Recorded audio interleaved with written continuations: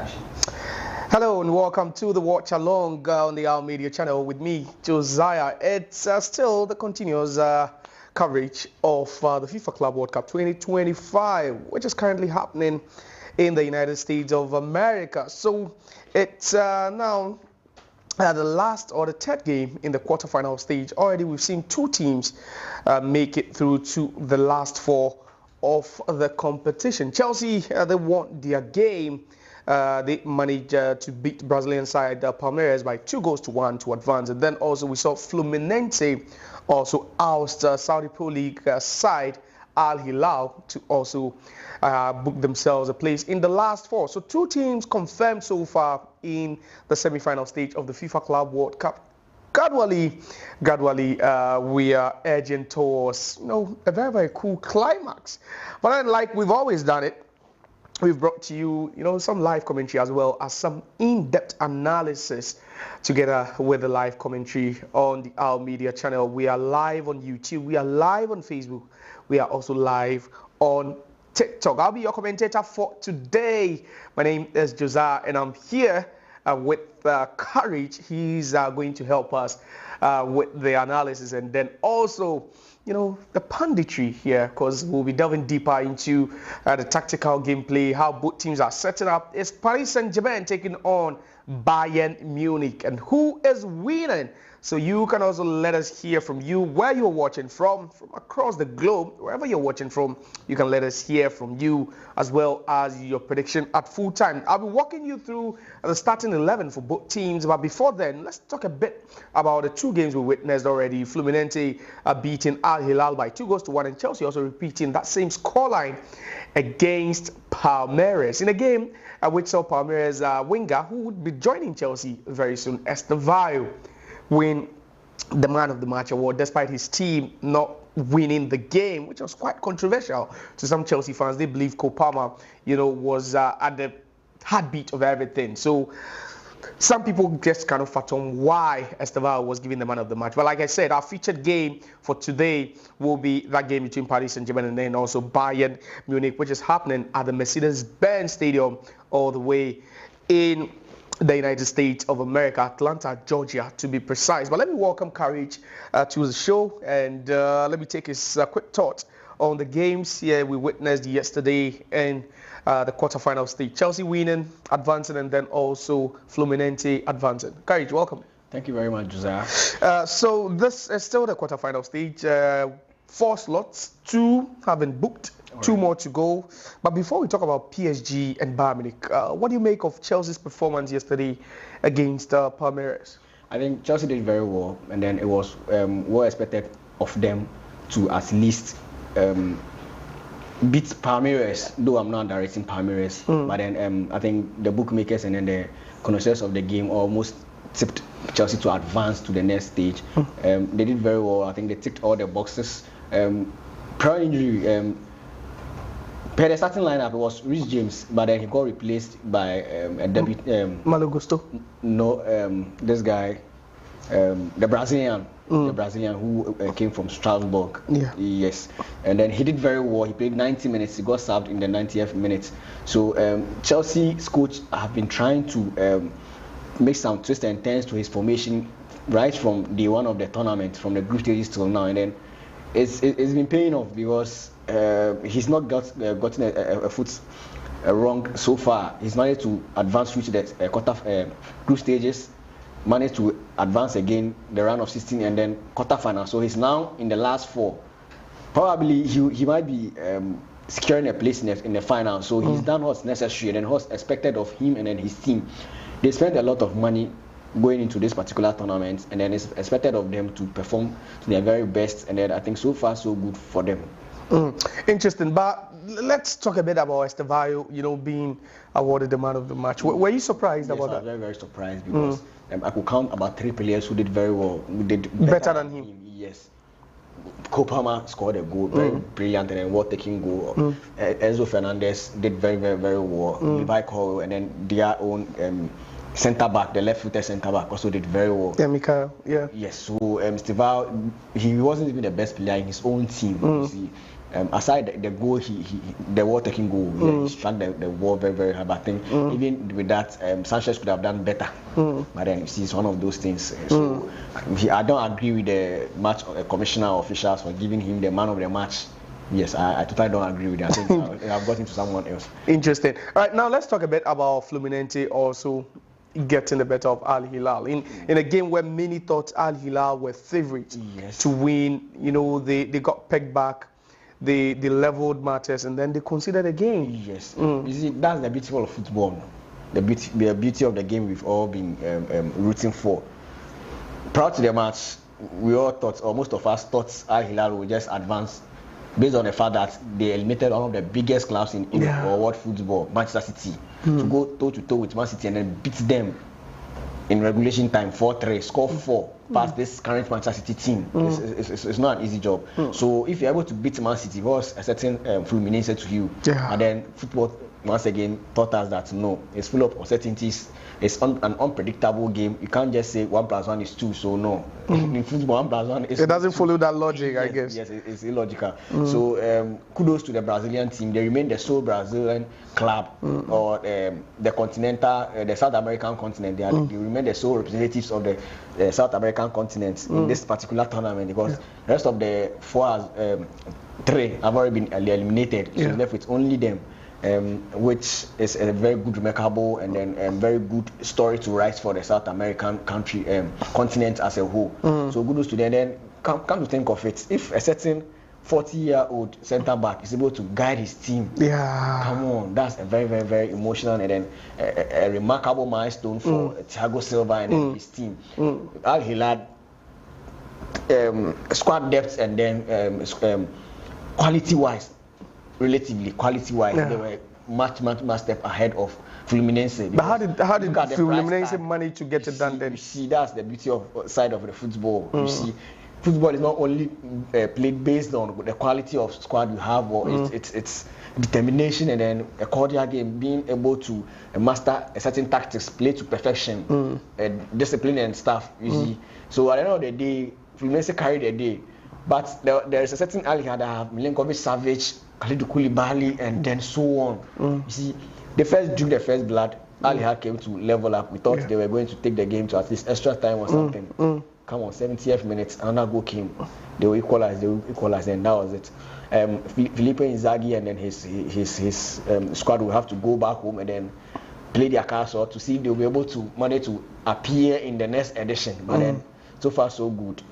Fluminense have advanced. All right, so far so good. Quarter-final games being played in the United States of America. But our featured game for today, which we'll be bringing to you play-by-play commentary as well as some incisive analysis, will be in Georgia, Atlanta, at the Mercedes-Benz Stadium, where Paris Saint-Germain will be playing against Bayern Munich. We're live on TikTok, we are live on Facebook, we're also live on YouTube, and the game will be starting in the next 6 minutes or so. But then quickly, let me run you through the lineups, because already the teams, set of players as well as officials are making way from the tunnel. So PSG have got Gianluigi Donnarumma in post. Achraf Hakimi keeps his place at right back, Nuno Mendes at left back, and then also the usual suspects at centre back for them is Marquinhos and then also William Paco. Now in midfield, usual suspect again. You have the trio, João Neves, Vitinha, and then also Fabian Ruiz. We'll be talking about how these two,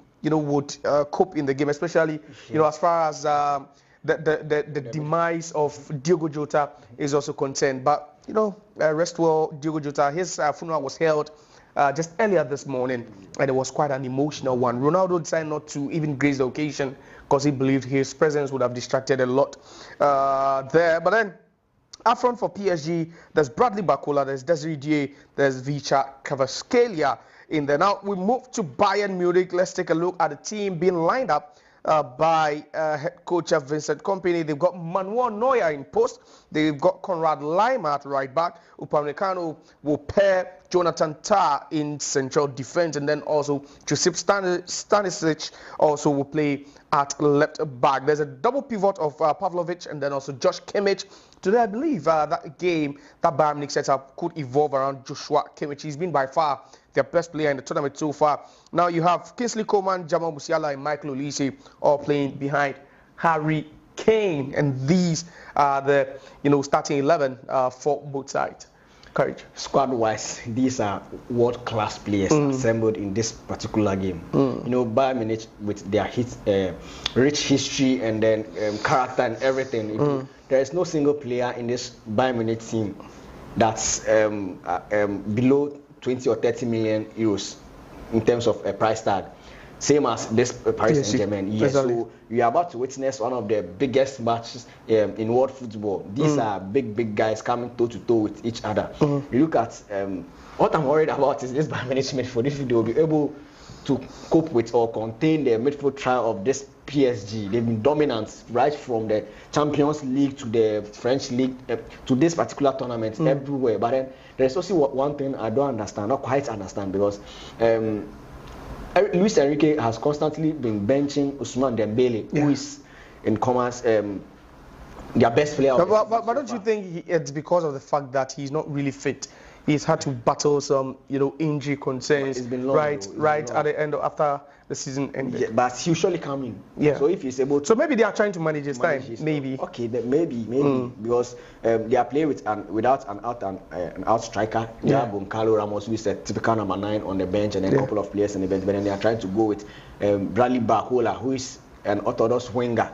You see. So my worry is if Pavlovic and then Joshua Kimmich were able to contain the midfield trial of Joao Neves, Vitinha, and then Fabian Ruiz. That's my utmost worry, because these three show no mercy. They don't respect any team in this world. They don't care whoever you are. They will bust it up. They play with their own rhythm. They don't give you rooms for you to play whatever you want. They just bust the game. They press you, take the ball, and then play whatever they want. They're very comfortable on the game. Their transition from midfield to attack is always on point. They hardly lose the ball. You see, these three players, they hardly lose the ball. They know when to play a wall pass. They know when to keep the ball. They know when to hold on the ball, and then they are almost perfect. Almost like the midfield trial we had in the days of Iniesta, Xavi, and then Busquets. Interesting. So this is a replica of that particular Barcelona team.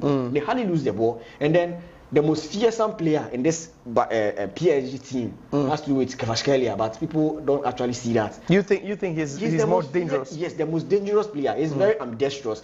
You cannot predict what he wants to do. When he gets the ball, you see his head bowed on looking on the ball. He's not looking at you, the player. By the time you realize he's at the other side of you, and then he's striking or making an assist. And then there's another thing Desiree Doué on the right side, 19-year-old boy playing like he's been in the game for years. He has so much confidence going into this tournament. He's been a very key player for them since the Champions League. You see, and then Barcola has been on and off. Now he gets a chance to play as an arrowhead. And then, one thing that happens when a player is forced to play a certain position. Barcola is a number 9, will not stand as the regular number 9. He will surely switch sides. So when the ball is at the right side, he's coming there to make an impact. When he's at the left side, he's even more comfortable at the left side. So he will not be at one place for you to even think of marking him out or trying to cancel him out. He'll be moving, and then that will cost a lot of space for the other attackers to also move in. And then you look at their back 4. Achraf Hakimi needs no introduction. One of the best wing backs in the world football. For the past 5 years, he's been very consistent from his days from Real Madrid through to Inter Milan and then PSG. He's been one of the best right backs the world has seen. And then Nuno Mendes. He's now being tagged as the best left back in world football as of now. I think Pacho came in unannounced, but then look at what he's been able to do. He's been brilliant pairing with their captain Marquinhos. And then look at who is at the back. Who is in front of the goalpost? Gianluigi Donnarumma. He's had almost a decade of experience in that goalpost. He started keeping for AC Milan, a club like AC Milan, at the age of 18 years. The Italian national team first choice goalkeeper. So this is a star-struck team, a team with almost 100% correct mark. You see, up against, I would say it's a depleted squad, though they know each other, but then it's been very difficult. But then I look forward to an end-to-end action, because if you also have certain Manuel Neuer in goal post, you know what that means. Interesting. Yes, so I'm looking forward to a very, very competitive game. I don't expect much goals, but I expect the flow of football. I'm happy for Kingsley Coman. You know, he's been battling injuries, series of injuries for years now, and then I'm happy for his first start of this particular tournament. Interesting. Now, quickly, who is winning? PSG, Bayern Munich, quick one. Are you going for PSG? I'm a bit biased, so in reality, I feel PSG might just win this, but Bayern Munich carries the day. That's what Courage is saying. But a minute silence will be observed for the departed souls of Andre Silva, the brother of Diogo. Leave in football and in our hearts. It was quite sad. This morning, about some 5 hours ago, the final funeral rite for both players and brothers was held in their village, and you should have seen it, Courage. Football has lost. Yes, very emotional thing. Very bad news that occurred to us on Friday morning. We wish the family and everyone connected to him speedy recovery. They should try and recover from this. It's not easy though to lose a loved one. And then I'm very sure Vitina and then João Neves and Nuno Mendes, all the Portuguese national team players will be very, very saddened, but then life goes on. Regardless. So our deepest condolences to his family and sympathizers. Right, so Harry Kane leads the line for Bayern Munich, but then he'll be coming up against some strong opposition in the defense of Paris Saint-Germain. Marquinhos and William Paco, both players quite unassuming, but they always know how to tidy up the defense for PSG. And Bayern Munich going into this game having scored 16 goals, so they are the joint top scorers in the competition alongside Manchester City. Manchester City having booted out of the competition, but then Paris Saint-Germain will get us going. They are in their traditional home colours, that's blue and deep blue, I believe, and then also shorts same color, deep blue, and then also socks deep blue, whilst Bayern Munich will also be repping with in their red, typical traditional Bayern Munich home kit, red with white stripes, red shorts as well as red socks. So have you noticed this particular kickoff? No, where they just launch the ball, I don't know. So that they begin, you know, that's how the best way to warm up, I believe. So that's exactly. So you just kick the ball right after the referee blows his whistle for kickoff. Yes, not really out of touch, but sometimes to the opposition, then you start running. So pre-press. Exactly. So exactly. So it it warms you up. But Bayern Munich trying to create a chance over there, but then Harry Kane, referee says he's impeded the defender. That's Jonathan Tah. No, sorry, that's William Paco. And PSG will be awarded a free kick right in their penalty box. So, like I said, quickly I'll run you through the lineups again for both sides. So PSG have got Donnarumma, then a back four of Hakimi, Marquinhos, Paco, and Mendes. A three midfield of João Neves, Vitinha, and then also Fabian Ruiz, as well as a front three of Bradley Barcola, Desiree, and then also Vicha Kvaratskhelia. Now to Bayern Munich, there's Manuel Neuer manning the poster, Konrad Laimer, Upamecano, Jonathan Tah, and Stanisic making the back four. Pavlovic is pairing Josh Kimmich in the double pivot role. You have Kingsley Coman, Jamal Musiala, Michael Olise, all supporting the England legendary striker Harry Kane. So we should expect, like you said, end-to-end stuff. Yes. But then, both teams will be very, very cautious as far as, conceding is concerned. Both teams have lost a game. So PSG lost in the group stages to Botafogo,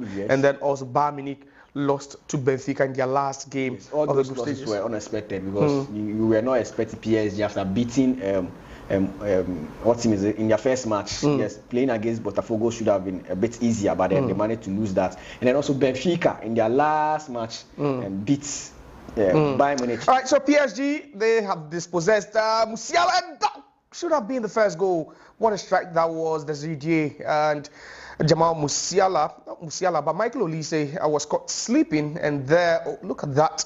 That should have been the first goal, Courage. Yes. I think he would have just laid a pass rather than trying to go for goal himself. He managed to skip past Jonathan Tah, but then the final launch was not even on target. Should have managed to get that on target at least. But in January, or even before January, did we even expect PSG to grow in confidence and in quality like they have now? Because they were struggling when the season started, and all of a sudden they look so compact. You know one thing that surprises me the most, even in the Champions League group stages, they qualify. It took them playoff to qualify. Manchester City. Even in that match, Manchester City were leading 2 goals. They came to equalize and then won at the end by 4 goals to 2. You see, since then they've grown in confidence bit by bit, and then the telepathy among them is so insane. Like each player knows where his colleague will be at a particular time or a particular point. So they just pass the ball around with ease. Look at this pass. Look at the quality of the pass. It goes straight to whoever he wants to locate. You see, so all credit to Luis Enrique for what he's been able to do with this very young squad. Yes. All right, so play still continues. 4 minutes played at the Mercedes-Benz Stadium in Georgia, Atlanta. PSG now in possession, and Desiree will try to just thread one with that one through a very tight space for his player Ashraf Hakimi to attack, but then that would be intercepted. Jonathan Tah will launch one forward. Ball intercepted by Nuno Mendes. Back to Vichak Kvaratskhelia, the Georgian winger. And so far, nothing to separate both sides. It's the watch-along live commentary on the Our Media channel. We are live on TikTok. We are live on Facebook. We are also live on YouTube. And we are bringing to you live commentary here. I'm Josiah. I'm here with Courage, and he's really helping us with some incisive, interesting analysis here. It's throwing to Bayern Munich right on the center line. They would effect it quickly. Konrad Laimer will effect the throw-in, but then ball out of play again, and Bayern Munich will continue to push forward with a series of throw-ins. As you all know, PSG does not give room for players to think about whatever they want to do. As you indicated earlier, they even give you the ball so that they'll be able to press you. So Michael Olise nearly gave out a goal. You should stop sleeping. You should wake up. So wake up for Marquinhos, but then it's a Bayern Munich now, and that should have been the first goal, and that was struck with his left foot. Michael Olise, former Crystal Palace player there, but then that was a good ball by Pavlovic. He didn't get the bend on it, and then it was quite feeble. Yeah, it didn't travel quite quick. I believe you would want to beat a goalkeeper like Donnarumma, that you need to add Ezali. Right, so PSG conceding their first shot on target, and it was Alexander Pavlovic. He's pairing with Josh Kimmich in the in central midfield. That's a double pivot role for Bayern Munich. But good press by Michael Olise. Referee judges free kick because the ball came over the arm of Nuno Mendes, and he is limping. I hope he's okay. They should just keep the ball simple rather than being over-elaborating on the ball and get the ball. You release it quickly, because Olise has come into the game, and then he knew what he did in the other half. So getting on the edge of the other half, he needs to be more clinical and then aggressive. Yes, so it takes a lot of aggression and then skill set to beat a certain Nuno Mendes. So that's exactly what he's doing. So free kick to Bayern Munich, right on the throwing line on the edge of the box there, and Josh Kimmich and Michael Olise behind the ball. Kimmich will flick it to Olise. Olise will return the pass to Kimmich. Kimmich with a shot into the box, but it's returned. Another shot into the box by Jamal Musiala. Just couldn't find a teammate, and Bayern Munich are still in possession. This is the first time in the game. Yeah, it's early minutes, 7 minutes, but then Bayern Munich have been very, very solid, trying to pin PSG to get at least a ball on target as against 0 for PSG, and then so far they've been able to create some bits of chances in the area of PSG. The PSG are yet to settle in the other third, so bit by bit, we are seeing what we wanted to see. Did the world forget how good this Bayern Munich team can be? Yes, especially because of their coaches. When they announced their... All right, so Bayern Munich on the ascendancy now. This could be the first goal. Will he lay down? No, poor decision by Konrad Laimer, and for about the 4th time in the space of 2 minutes, Bayern Munich have had a lot of touches in the box of PSG, but then decision making has always been a problem. He couldn't quite keep it on a low, because you see a lot of players in the box who are just play it across or in front of goal for an easy tapping, or maybe could have even resulted in an own goal, but it was too high for everyone to make a contact. 8 minutes played. PSG, they've been defending in the last 3 minutes or so because Bayern Munich have got their tails up. It still remains 0-0. It's the watch along live commentary from the FIFA Club World Cup game between PSG and then also Bayern Munich. Bayern Munich with a throw starting to effect the throw. They've not been bad, Bayern Munich, but then last season wasn't really a good one for them, despite the fact that they returned to lifting a Bundesliga title after Bayer Leverkusen won it 2 seasons ago. Last season they managed to win it, and that was the only trophy they won. They got eliminated in the early stages of the DFB Pokal, and they also got eliminated by Inter Milan in the Champions League in the quarter-final stage. But then it's Bradley Barcola with some speed. He just holds on to that one, finds Desiree Dieu, who is a bit more central, playing as a number 9 in the game today. Jonathan Tah. You know, these two teams have their leagues are their birthright. So if they fail to win the league, it becomes a news. But then Bayern Munich winning the Bundesliga is actually no news. So that's what they are known for. Same as PSG. So that's why they are not quite loud out there, because winning the Bundesliga is something very, very normal to every football fan. But until another team steps up to win it, then it becomes a problem. Yes, so their impact is supposed to be in the European scene, where they fail to go past Inter Milan. Final. Yes. All right, so Bayern Munich, they lost 4-3 on aggregate to Inter Milan. What a game it was. They lost 2-1 in the first leg at the Allianz Arena, and everyone was thinking they would go to the San Siro and upset Inter, but then Inter Milan managed to hold them to a 2-2 draw, and they ended up advancing by 4-3. But then in attendance is the FIFA president, that's Gianni Infantino, and then also former Arsenal manager Arsene Wenger. He's now with FIFA now, and that man is quite innovative. You look at the sort of, things they are implementing in the game, and it's quite mind-blowing. But then Bayern Munich would love to break away. Michael Olise would nick one past Nuno Mendes, and Nuno Mendes will try to recover, and we might, have a duel on our hands, Nuno Mendes and Michael Olise. Yes. But then Bayern Munich would lose possession now.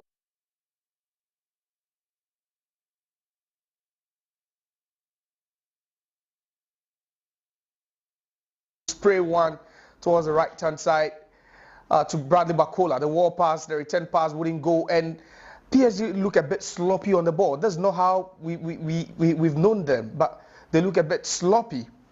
Their midfield has not yet clicked, so it's making the ball very difficult for the wingers to get involved. I think Pavlovic and then Joshua Kimmich are really, really competitive in this game. They are playing with all their souls and hearts. So far, since their midfield are not yet settled, PSG's midfield are not yet settled, they are making the job very difficult for the wingers. So then the wingers need to draw. And there you have Vincent Kompany complaining already to the 4th referee. It tells you, the nature of the game. 2 European giants, locking horns at the Mercedes-Benz Stadium.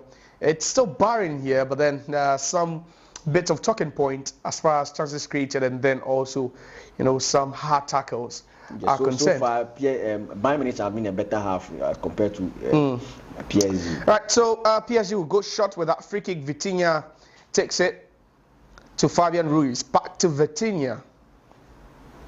And you have every single Bayern Munich player behind the ball doing some defending there. PSG, Nuno Mendes. To William Paco, to Marquinhos, to Nuno Mendes. But you talk about this guy, Nuno Mendes, and the sort of season he's had. Yes. What a season.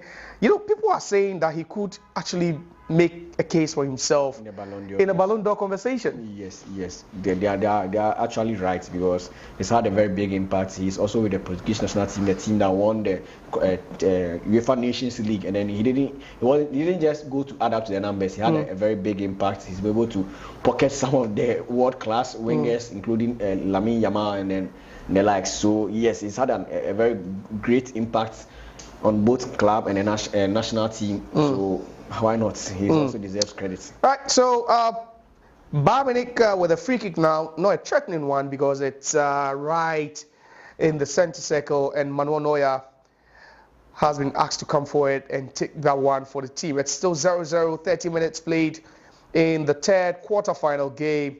It's between two European giants, Bayern Munich, and then also Paris Saint-Germain. But then Kingsley Coman thought he had controlled that ball, but then the linesman and the referee disagrees, and they believe that that ball had gone past the line, and it's throwing to PSG with Achraf Hakimi effected it.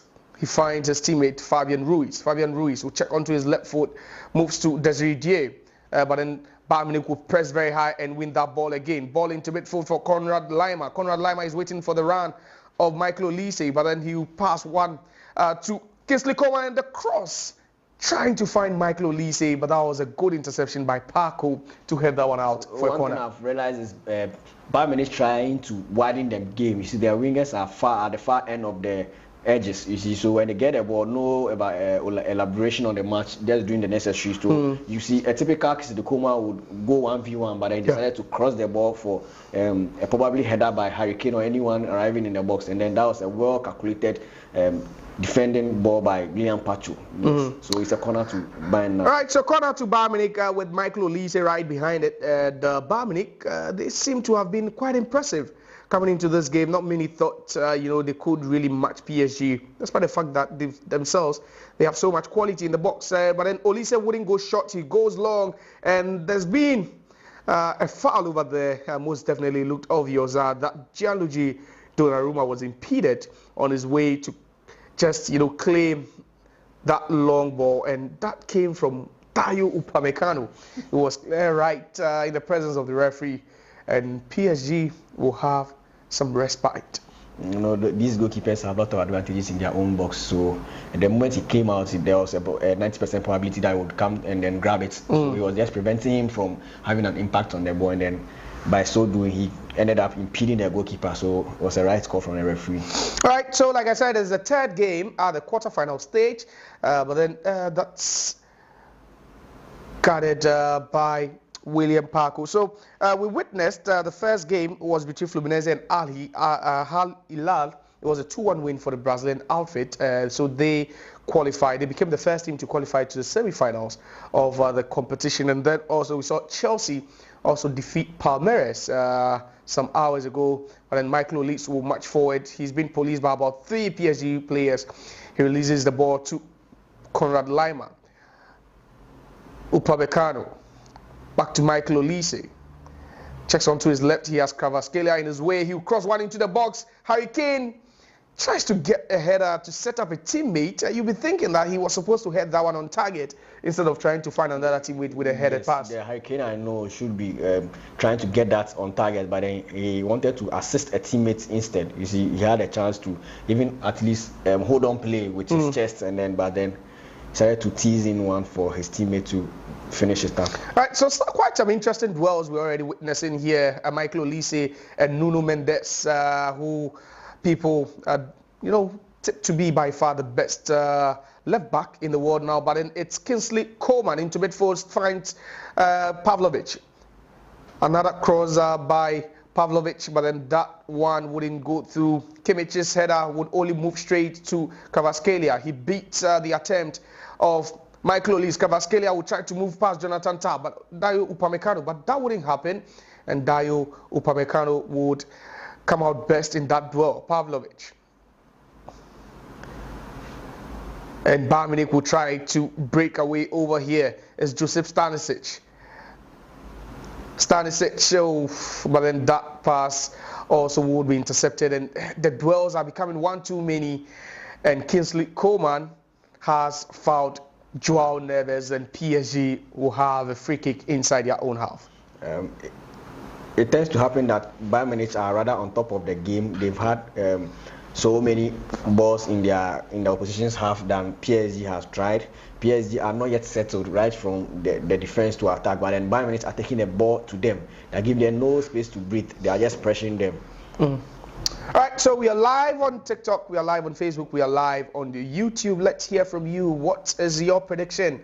80 minutes played, it's still goalless between Bayern Munich and Paris Saint-Germain. The winner of this tie will definitely get to play against the winner of that tie between Real Madrid and Borussia Dortmund. So 4 teams or 4 European clubs find themselves at the other half of the draw, whilst Chelsea find themselves playing against the South American side, a Brazilian side that's Fluminense in the semi-final stage. And these are not the teams you were expecting to make it there, when the draw was held, or even before the commencement of the tournament. Yes, everyone was looking forward to the Manchester Cities, the Inter Milan, yeah. Yes. See, so that's the nature of football. Right. It's unpredictable. Interesting, but Desiree Dié with a one-time pass will find Ashraf Hakimi, whose first touch is quite lovely one. He'll turn it to the far end. Would this be the first goal? Oh, the side netted. And you can see the frustration on the face of Vicha Kvaratskhelia, the Georgian winger, nearly putting PSG in front. But that was a good piece of skill, and that was a lovely one-time play from Desiree Dié. Wow, what a space. And then the intelligence. But at the other end, there's Bayern Munich who will be attacking. End-to-end stuff over here. Kingsley Coman, tries to drop the shoulder, doesn't move, finds Conrad Lima to Michael Olise. Olise, would he take on his player, Nuno Mendes? No, he doesn't. Holds onto the ball, checks onto his left, finds Kimmich. Kimmich will feed Pavlovic. And the tempo will slow a bit, but then Bayern Munich are not done attacking. Kingsley Coman moves past 3 players. Will tread one. To Conrad Lima. Lima with a cross, and again above the heads of every single player in the box, and he raises his head into the skies, and you can sense how disappointed he was with that delivery. That was too heavy for any player, and then way up above every other player. You see, but in the earlier chance, the intelligence of Ashraf Hakimi, you see, he played the ball into an empty space, waiting for his player just to pounce on it, and then unfortunately, the ball traveled quite longer than he expected. That's why the ball resulted in the side netting. If another player was coming across, I think Kvaratskhelia would have just placed it right in front of the goal for an easy tapping. You see, so it's been quality after quality. We're watching quality upon quality. One end does something very insane, and then the other end also repeats it. So it's been so far we are witnessing whatever we anticipated. All right, so it's the quarterfinal game. PSG, Bayern Munich. The fans are buoyed. They look charged. The atmosphere is electric, but no goals as of now in this game. And it's Bayern Munich left back Stanisic who would receive treatment, and he's done receiving treatment. So it's a temporary hold up here in the Mercedes-Benz Stadium. Sasha Boy will be getting ready to come on. He's a typical right back. And you have the left back picking up an injury. But then Sasha Boy could be deployed as a makeshift left back. Bayern Munich signed him from Galatasaray a couple of seasons ago. He's failed, to break into the first 11. But then Stanisic just keeping some hopes alive that he can continue in this game. Josip Stanisic. So it's still Bayern, it's still goalless. Neither team have got anything on the board as we speak. But then the foul has been played. PSG in possession now. William Paco to Nuno Mendes. Nuno Mendes will move infield. Find Vicha Kvaratskhelia, who tried to switch play. He does beautifully to Bradley Barcola. Oh, that was a lovely, sumptuous pass there. Vitinha to Desiree Dié. Vicha Kvaratskhelia, he has Upamecano, but he plays it into space, back into the box, and this should be the first goal, but Fabian Ruiz will blast that one over the top of the crossbar. And again, the quality of the balls into the third half, but then you talk about, the quality of the finishing by these world-class players. Quite awful. This particular game reminds me of TV game. The ease at play, like no rush. They have an uncanny way of trying to unlock each other's defense. No elaboration, no individualism. Just play the ball into an empty space and then try to do something with ease. Football is played with so much ease, you see. But I'm quite disappointed in Fabian Ruiz for not keeping that a bit lower or on target. He kicked it way over the bar.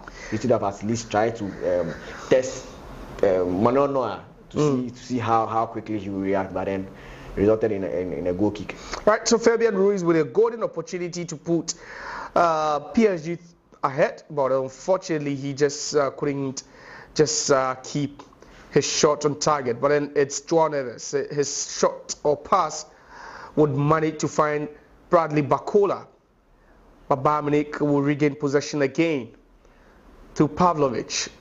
Pavlovic to Michael Olise. He has Nuno Mendes, trying to police him down that right-hand side of the Bayern Munich attack. Jonathan Tah signed for Bayern Munich as a free agent after his contract with Bayer Leverkusen expired at the end of the 2024-25 season. Manuel Neuer will hit one infield, but then PSG will regain possession again with Achraf Hakimi, who would go all the way back to his goalkeeper Gianluigi Donnarumma. 23 minutes played here. Let us know where you're watching from. There's the play-by-play commentary, the watch along. We gave it to you. We brought it your way during the UEFA Champions League season, which saw PSG crowned champions. But then it's still what we do best. We would always bring to you play-by-play and then also in-depth analysis as far as all the biggest games is concerned. Also during preseason, we didn't forget to also bring you all the top games. Konrad Laimer is getting ready, and we've not really spoken about the weather, but then you see Konrad Laimer panting already 27 or 24 minutes inside the game, and he's panting as if he's been running helter-skelter for 1 hour. Yes, the weather in USA has been somehow, it's not convincing for these players. They are not used to this kind of weather, but then it is what it is. You have no option than to endure. So to them alone, they wish it's already a water or cooling break or even a halftime, but then they would have to endure. Right, so PSG nearly losing the ball in a dangerous area. Marquinhos would have João Neves to thank for that. He came to his rescue. João Neves again would find Fabian Ruiz, and PSG are beginning to get into their groove with those short, intricate passes. And it's Neves with the ball. A lovely one-time ball from Bakola to find Achraf Hakimi, and they keep attacking dangerous areas with men, Vitinha. And that's why they start to run rings around you, and if you don't take it, you might lose sight of them. Yes, very quick and smallish there. Yes. But then Kvaratskhelia has Upamecano. He's come one-on-one with him. They cross into the box, and nearly we saw Fabian Ruiz, attacking that ball. But then PSG still in possession. João Neves would find Nuno Mendes. Nuno Mendes would find Kvaratskhelia. He goes past Olise with so much ease, but then they'll lose the ball. Harry Kane, lovely turn. And he's looking at feeding his players. Harry Kane with a long one. Oh, what a lovely pass from the Bayern Munich number 9. And now it's 2-on-2. Jamal Musiala, he's been a mere spectator so far in this game. He moves on to Kingsley Coman. Can he use a bit of his pace and trickery? Yes, he does, to Pavlovic. And now it's time for Bayern Munich to ask questions of the PSG defense, and it's Michael Olise checks onto his favorite left foot, but then holds and hangs on to possession for a while. Back to Konrad Laimer. Konrad Laimer, he's had 2 awful deliveries already. He decides not to cross this one into the box. It's Kimmich, and now PSG will enjoy some possession over here. Jonathan Tah, though it's quite awesome from Bayern Munich. They are keeping possession with so much ease. Harry Kane is also enjoying it. A lovely pass. Harry Kane would want to go through his marker, but then he fails to. But then PSG will still have some defending to do. Josh Kimmich will spread play to Olise. Will he go direct? Yes, he does. Into the box. Oh, that was a lovely shot on his right foot. And Donnarumma up to the task again. And Bayern Munich are threatening, asking questions, and PSG would have some answers to give. This is the kind of ball to see a winger play. You see, he tried. He's been very ambidextrous. You see, initially, Mendes thought he would swing in across, but then he came onto his right foot, which is his weaker foot, and then picked up a very good shot, but then only took the intervention of Donnarumma to hurry it away for a corner kick. Right, so Donnarumma parries that away, and it's a Bayern Munich corner. It's about their 3rd corner so far in the game, and it's Josh Kimmich, the captain. No, he's not the captain, no. So he's the vice-captain in the absence of Neuer, but then all players in black bands are still mourning the tragic demise of Portuguese forward Diogo Jota, which happened in Zamora in Spain about 3 days ago. And this morning, like we rightly indicated, his funeral has been held, and there were quite a lot of players in attendance. Yes. A lot of the Portugal national team players, the likes of Diogo Dalot, you have Bruno Fernandes, João Felix, quite a lot of them. in attendance, and it was quite sad. And I don't know how you reacted to that story, when it broke out. I was down, man. I was very, very, very down because I never expected that. Even though death is inevitable, but then the way and manner people. The circumstance. Yeah, and then to think that two brothers, one woman wake up on a day and then get an announcement that she has lost two gentlemen. Oh, Come on, or a wife who just got married to the love of his life just barely 2 weeks ago, just with 3 kids. I was so down. It never happens again. You watch that Liverpool tribute they paid to Diogo Jota, and everything about it was spine-tingling. And the cross into the box wouldn't go, but then Bayern Munich would love to keep it safe over there. There's a player on the TV, Desiree J. It looks to be in some sort of excruciating pain, and referee wouldn't whistle for play to hold on, but then PSG would still want to attack. Is Desiree J up? No, he's not up. He still lies on the turf, agonizing pain. But then it's 30 minutes or close to 30 minutes played at the Mercedes-Benz Stadium, and it's PSG 0, Bayern Munich 0, and that was how Desiree J ended up on the turf. Fabian Ruiz with a straight shot into the middle of the 6-yard box, hoping that Desiree J would just make a direct contact. So he got bullied by his Jonathan Tah with a lot of strength and then pushing.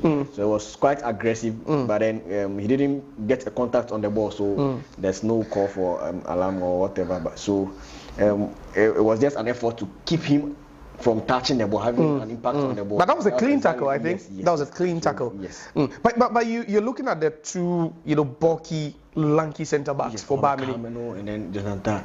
And you have someone like Desiree J. You think it would pay off. It's unmatched. But then with skill set, football is not played with stature, with skills and then mindset, the right mentality, doing the most thing that's expected of you. Desiree is capable of tormenting these two centre backs. Alright, so still goalless here, 30 minutes played at the Mercedes-Benz Stadium in Atlanta, and it's PSG drawing goalless with Bayern Munich, and Bayern Munich will nearly win possession in a very, very promising area, but then they continue to attack, and that's a lovely pass. Kingsley Coman nearly trying to tread that one on the first time of asking. He saw Ulis free waiting for that ball, and that would have been dangerous because PSG were not trying to regroup. They were trying, to get back in line to defend. Konrad Laimer would just try to contest for that area duel with Kvaratskhelia, and PSG will win throw in. So it's still continuous coverage. We're bringing to you the play-by-play commentary on the Our Media channel, and PSG in possession now. Achraf Hakimi. And Bakula will skip past Hakimi, the Bayern Munich player there, to Kvaratskhelia. And this has been the usual matchup. It's always Kvaratskhelia and Upamecano. Upamecano struggling over there. That was the shot again, but Manuel does so well with a quick double save. And Bayern Munich would just breathe a sigh of relief over there. That could have been the first goal. Kvaratskhelia, anytime he's come up against Upamecano, it's been the same story. Bakula just finds a way to skip past defenders as if they never exist. You see that skill set? He just went past the Bayern defender with very, very easy, and then Kvaratskhelia, is not able to contain him. But that was so easy. That was so easy. And world class. Manuel Neuer on alert. Yes, because it was a one-man job. He could have scored if it was to be any other ordinary goalkeeper. Right. So another Bayern Munich player on the turf, and this time it's Josh Kimmich. Kimmich seems to be in some discomfort there. So that was the chance earlier on by Kvaratskhelia. He's always been set up, that 1v1 instances with Upamecano instead of Konrad Laimer.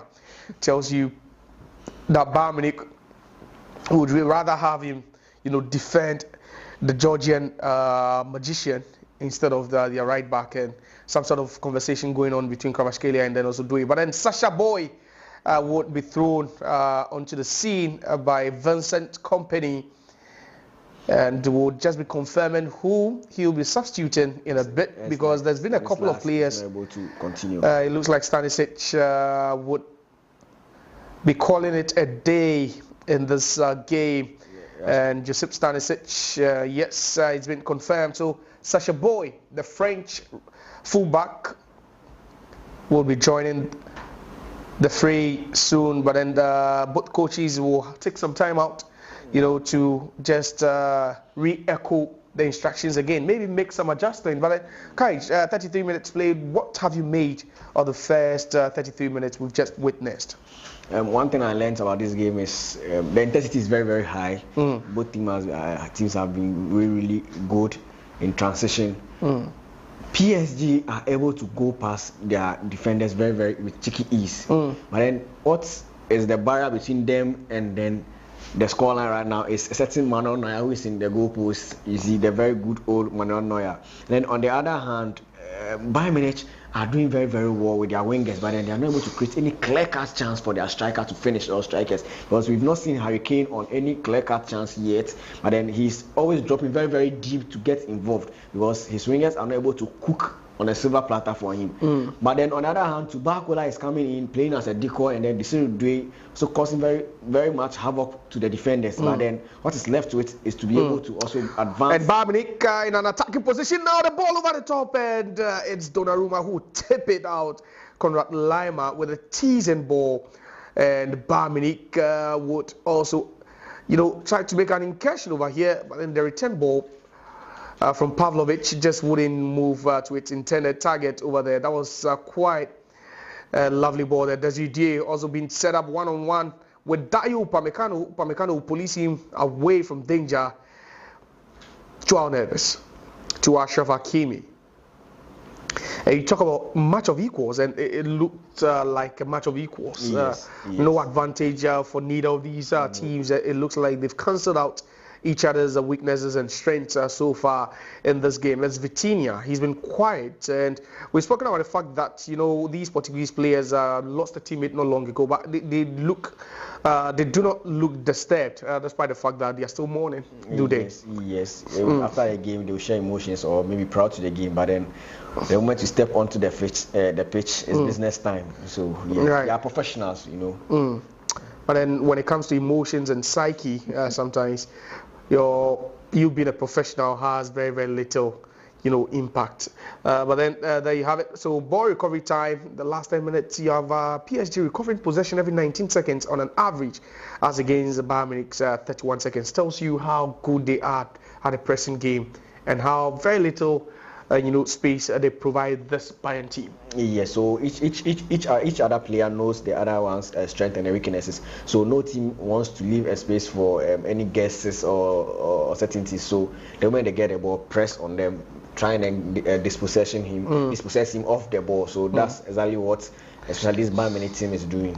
All right, so we are live on TikTok. You can also join the conversation. We are live on Facebook. Let's hear from you if you're on Facebook, and then also we are live on YouTube, our media channel for you, and it's our media sports, and I'll be taking on to TikTok to read some of your messages. But like I said, do not forget to also send in your predictions, because we'll be reading for you. I'm here with Courage. Is PSG versus Bayern, and it's live commentary. Watch along with us.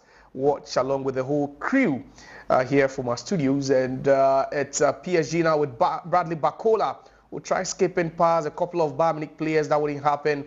Referee would call play back, but then he instructs play to continue. Jonathan Tah moves back to Manuel Neuer, to Konrad Laimer, who are straight to left back after the introduction of Sacha Boey, which means that Konrad Laimer will be playing at the left back position. Harry Kane now holds on to the ball for a while and decides to go longer, but then the flag goes up for offside. And I saw that some seconds ago. He was right in an offside position. Harry Kane was quite close. So Harry Kane is on 3 goals. He's one behind the tournament top scorer Angel Di Maria, who plays for Benfica. But unfortunately, Di Maria might not be able or wouldn't be able to add up to his tally because Benfica are out of the competition. So Harry Kane would fancy his chances at least. He started very, very slowly after Bayern Munich beat Auckland City 10 goals to nil. He wasn't even on the score sheet. And people were like, how does Harry Kane end up not scoring in the game where Bayern Munich scored 10 goals? Yes. Yes, it was quite surprising. Maybe he didn't want to score goals on that day. No, maybe he was just missing. Maybe the Auckland City came with the intentions of not allowing Harry Kane to score, but any other person to score. But Harry Kane, that was a bullet of a header, but that would still wide. And that's a sigh of relief again for Paris Saint-Germain. But good work done on the left-hand side of attack from Kingsley Coman. A couple of twists and turns over the Harry Kane, getting his head on that one. But that was also good block there by William Parko, who contested for that. If not for that, that would have been a clear sight on goal for Harry Kane. Yes, so credit to Kingsley Coman. He turned Ashraf Hakimi inside out, managed to get a very, very good cross, and then if not for the area duel challenged by Paco, I think Harry Kane should be directing that on target, and very, very difficult for a goalkeeper to save a header of such with very much power and then aggression on it. Interesting. Times 38 minutes played. We are only 6 minutes away. Bayern any added on time. That means the first half of this game could be coming to a conclusion. But in football, a second can change a lot. 6 more minutes to play here at the Mercedes-Benz Stadium in Atlanta, Georgia. One of the most fancy stadiums in the world. One of the most fancy stadiums in the world. So Agbombo fans, just join us on TikTok. Thanks for joining us. It's still live commentary here, but then it's Bayern Munich and it's Bayern Munich again. But then the shot will off, and another shot from Sacha Boey, his first real action since being thrown into the game, and the Bayern Munich fans will applaud. Jamal Musiala should have scored that. Jamal Musiala, look at the chance he had. See. So I think he was in a good position to score that, to hit that on target at least. But then he got blocked off Nuno Mendes, and then the follow-up strike from Boy was way, way, way off target. Interesting, and the game has got some intensity within it intermittently, but then we've not seen any goals that could have been possibly the biggest talking point of the game. It's still 0-0. The fans are still enjoying it. And with that ball from Sacha Boey, it's been caught by a group of fans, and they are not letting that ball out of their sight. They still have it gripped firmly, and it's Michael Olise. His first touch was a pass, a tall one, but wouldn't go through a bit. And the referee would also have, he would want to be a part of it. He looks bored. Yes. So the ball comes off the center referee, and he calls for play to resume again. So the center referee for this game is Anthony Taylor, popular Anthony Taylor. Yes, and in the English he's a Chelsea fans nemesis. He's a nemesis of so Kingsley Coman would dart away from his marker. That's Fabian Ruiz. Is one-on-one now with William Parko. William Parko out of position now. Conrad Lima 1-0, and that was a good save from Gianluigi Donnarumma. And Bayern Munich, oh, what a chance that was for them to have taken the lead over there. They regroup again, they gain possession, and they are suffocating PSG as we speak. Conrad Lima playing a bit inverted there to Jonathan Tah, Josh Kimmich, Michael Olise. Upamecano is asking for it. Olise keeps it. Olise back to Tah. And referee is signaling for something over there because Gianluigi Donnarumma over there. But then just look at that for a pass from Pavlovic, trying to find Jamal Musiala, and he doesn't even get a foot to it. Yes, and that could have been very teasing. And it takes a goalkeeper of high concentration to just stick to his conviction and go down to save that one. But Bayern Munich, they are pressing very high here, and they would involve Manuel Neuer now. Neuer will move to the right-hand side, find Josh Kimmich. Kimmich on the left foot, and this guy is a master passer to Pavlovic at the left-hand side. He started at the right back, but now he's playing from the left-hand side of defense for Bayern Munich after Stanisic, the starting left back, was replaced by Sacha Boey. Kingsley Coman would nick one over his marker there, and Kingsley Coman with the ball again, one into the boxer, but then that wouldn't go through, and Kvaratskhelia will clear that one. Another one into the boxer. PSG a bit, desperate there, and referee will whistle for an infringement, and it's a PSG who would win. A free kick. If only Jamal Musiala is able to get himself involved a bit in this Bayern Munich attack, I think they will be more dangerous than what you are witnessing now. Because Kingsley Coman has been the frontliner in this team. He's been doing all the orchestrations, he's been doing all the playmaking, all the good jobs in front. Looks quite like Achraf Hakimi is not able to contain Kingsley Coman at the moment, but then it's left with him to get a very, very tailored measured cross into the box for Harry Kane to feed on. That's the only thing left now, because in terms of playing and then taking on his opponent, he's been up there. So left with him to get a tailor measured or very good delivery into the box for Harry Kane to pounce on for an opener. All right, so 2 more minutes to play inside the first half. What a game we witnessed here, and it tells you the quality of the European side. So far, one European team has managed to sail through to the last 4. It's Chelsea. They'll be playing against Brazilian side Fluminense for a place in the final. But then currently in Atlanta, Georgia, it's PSG holding on tightly against Bayern Munich at 0-0 here. Konrad Laimer into midfield. The wall pass returns back to Konrad Laimer. Would want to spread play. He does. Finds Harry Kane. Harry Kane back in defense to his teammate Dayot Upamecano. He will also release Michael Olise one-on-one with his marker over there. That ball would go in, and now it's PSG's time to attack. A long one into space, but then that goes wayward, and PSG are gradually beginning to show signs of frustration. Bayern Munich, Josh Kimmich to Dayot Upamecano,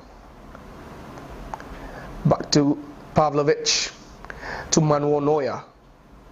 Manuel Neuer will go long, find Sasha Boy, and again Bayern Munich will lose possession.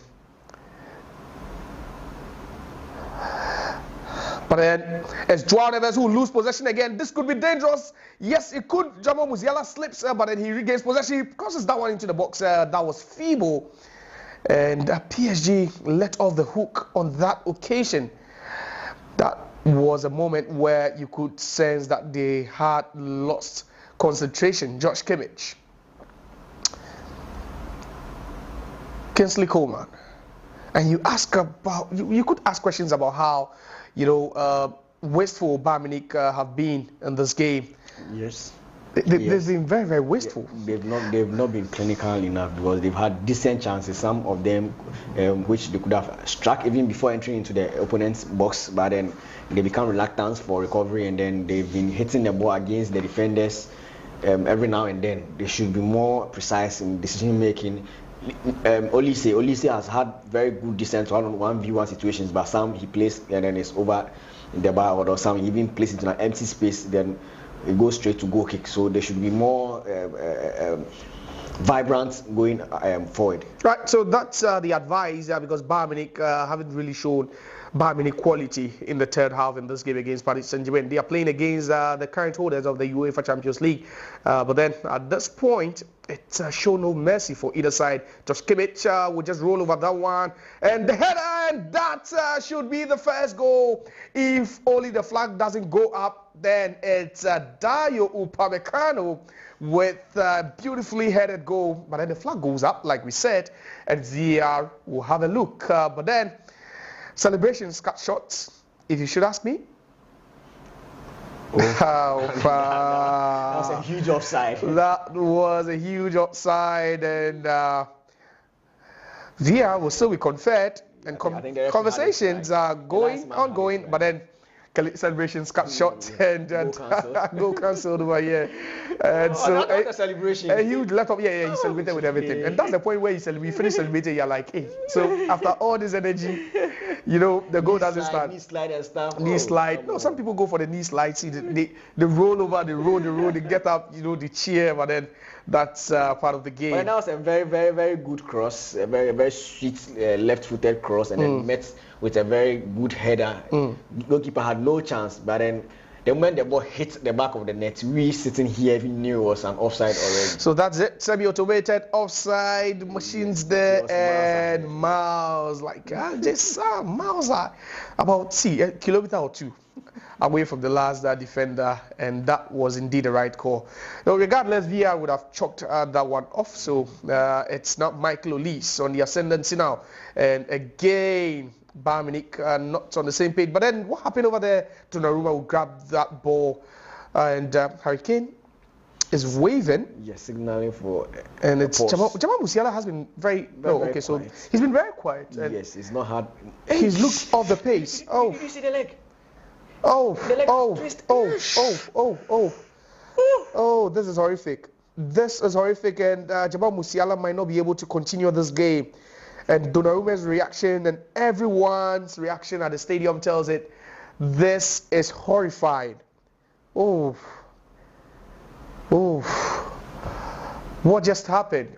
And something that looked like, not something innocuous, something not. And at a point, you were thinking, it's just one of those challenges where the player. We're just talking about Jamal Musiala being quiet, and all of a sudden, in just a matter of seconds, Jamal Musiala could be stretched off, and this is worrying times for Vincent Kompany. And we're just on the cups of halftime, and Donnarumma would be the guilty man over here, despite the fact that halftime whistle has gone in Atlanta, Georgia, the Mercedes-Benz Stadium, but then halftime recess will all be about Jamal Musiala and the fatal injury he just sustained, and we're hoping that he's fine. We're just hoping that Musiala is fine. But it's live commentary, our media channel. We are live on YouTube, Facebook, and then also TikTok. Quickly, before we go on recess, let me take your quick thoughts on the game, which has been, been capped off by, and I don't know, we're having a very good game until this last scene. The leg has just twisted, the leg has shifted, it has lost of words to describe this. This is a very, very horrific scene. Jamal Musiala throughout the game has been very, very quiet. I think that the defender, Nuno Mendes of Pacho, should have cleared the ball a long time ago. He was instead protecting it for his goalkeeper to come in and have a grab. So even after the grab, they thought he was fine until Hurricanes alerted them that no, post play. But then the replay shows this is a very, very, very, very horrific incident, and then there's no way we'll be able to continue this game. And then the leg has just twisted. It has turned from right to left. Very, very, very hard one to take. So Jamal Musiala now receiving treatment, but then it's halftime in live commentary game. Paris Saint-Germain against Bayern Munich, third quarterfinal game in the ongoing FIFA Club World Cup 2025. And we'll be going for a halftime recess, but then when we are back, we'll still bring it to you, live play-by-play commentary as well as some in-depth analysis. My name is Josiah. Stay tuned. We'll be right back when second half resumes.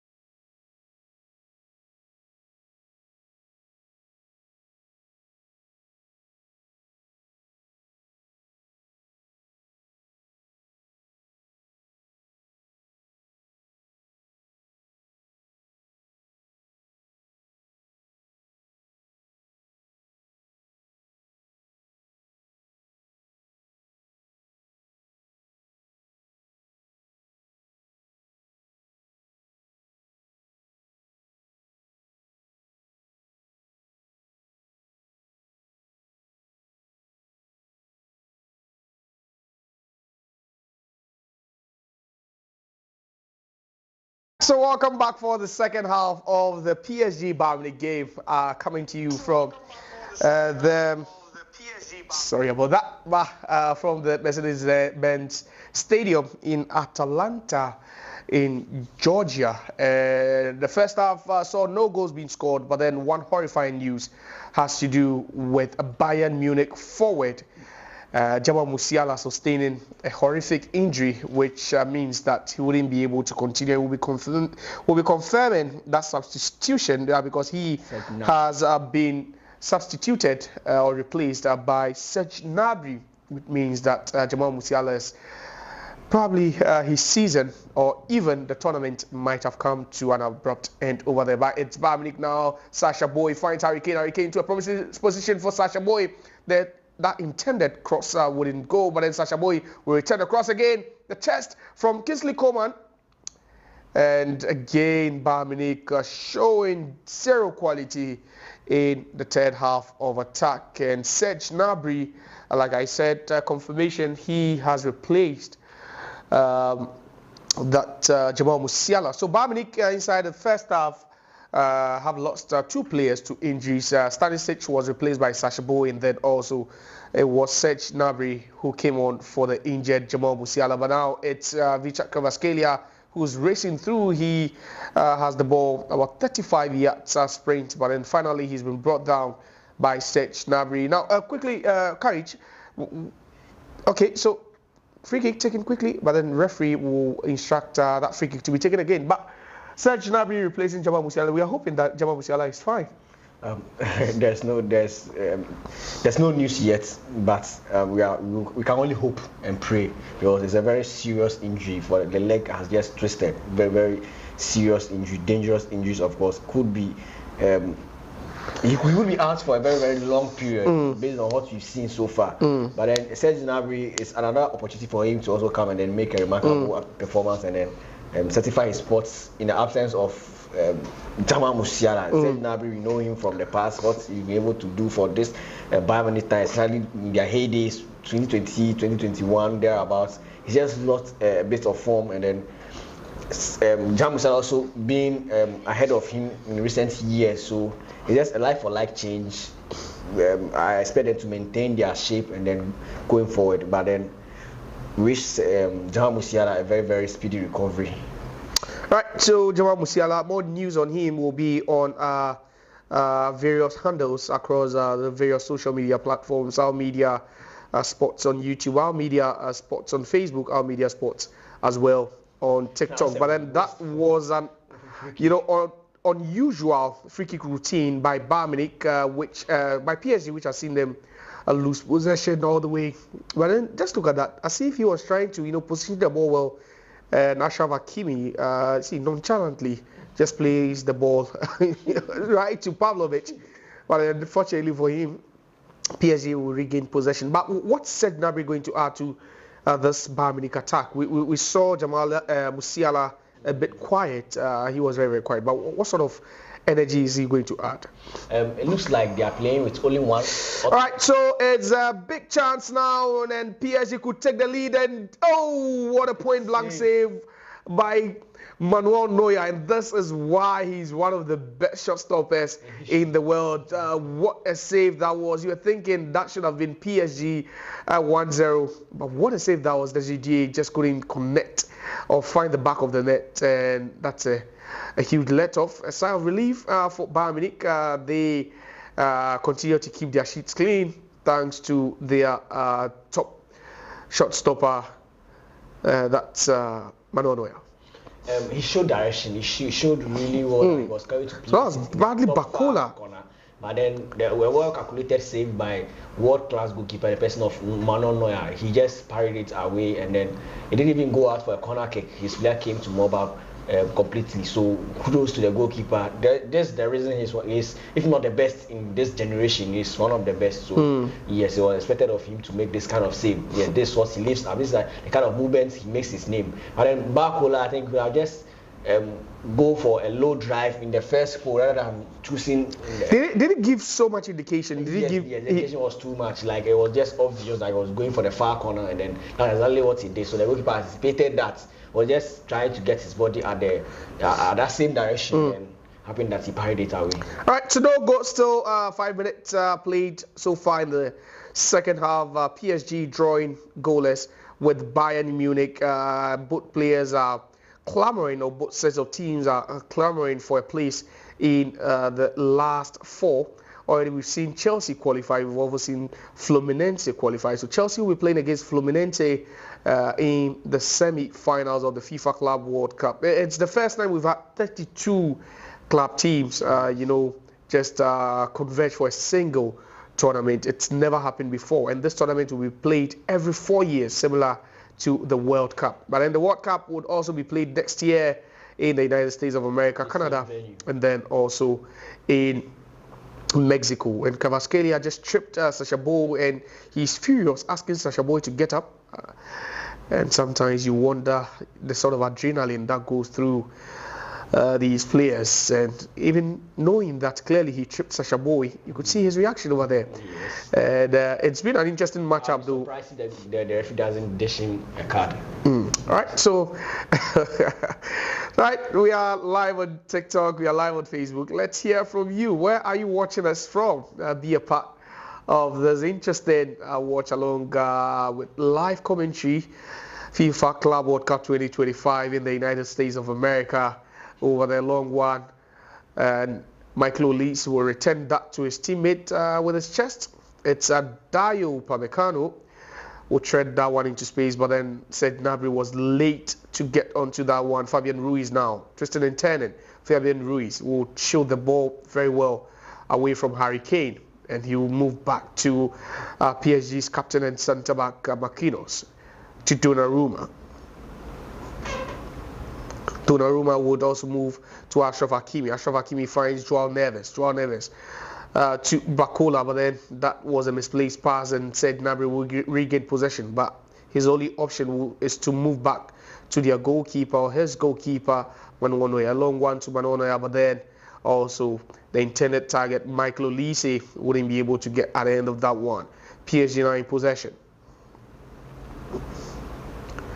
PSG now in possession, and it's darted run by the left back, and referee says no contact there. Do you believe, or do you agree with the referee that no contact was made? But then Harry Kane would feed that one onto the part, onto Kingsley Coman. Kingsley Coman will have Marquinhos rushing there, but then Kingsley Coman, that was terrible.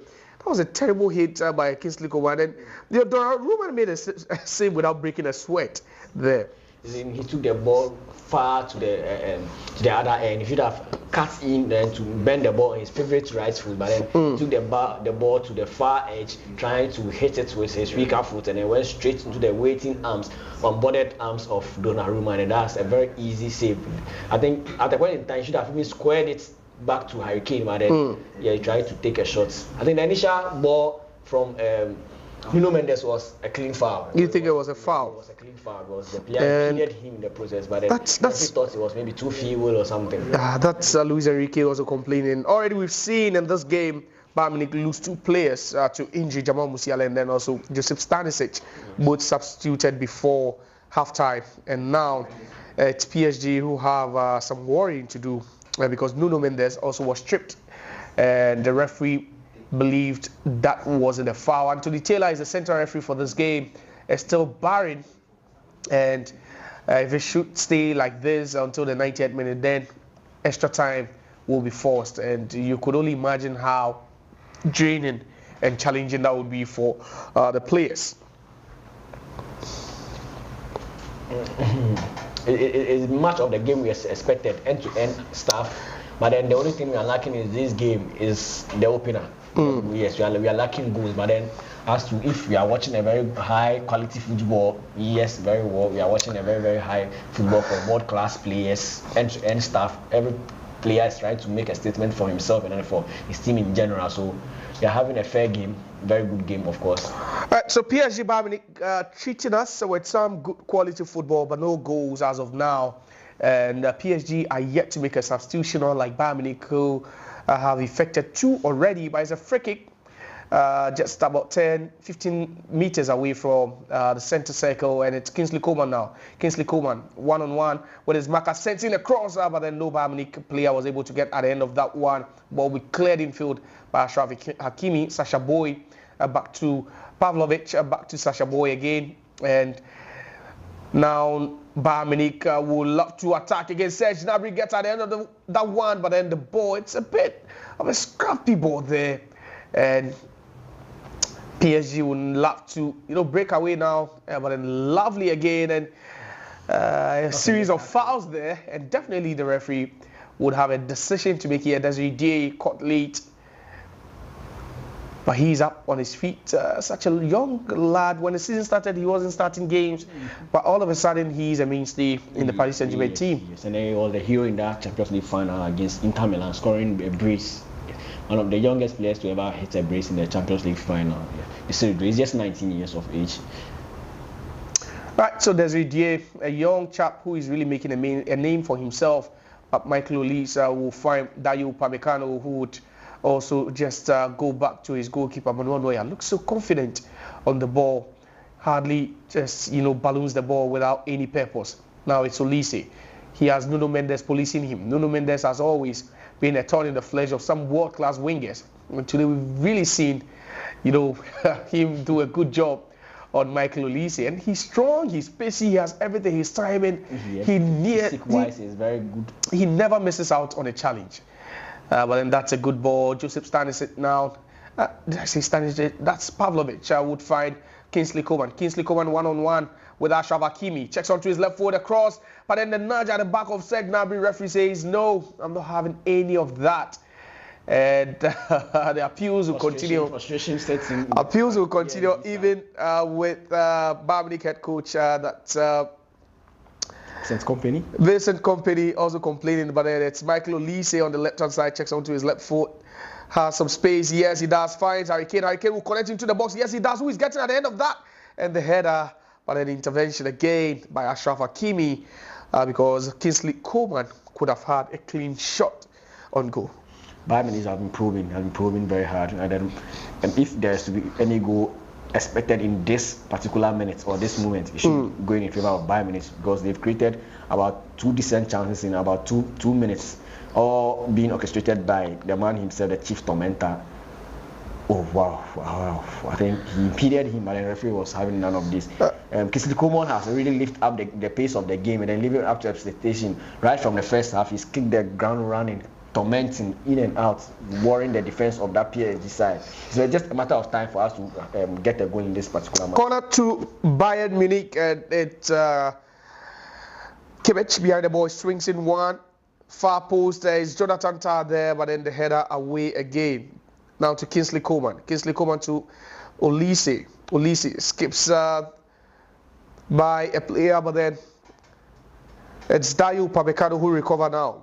Back to Serge Gnabry. And would you say he's replaced Jamal Musiala very well, or yes. He's still been missing? He's having an impact. It's quite some impact. So Gnabry isn't supposed to even be a bench warmer, but then it's based on the too much performance. Like he's been outperformed by Jamal Musiala.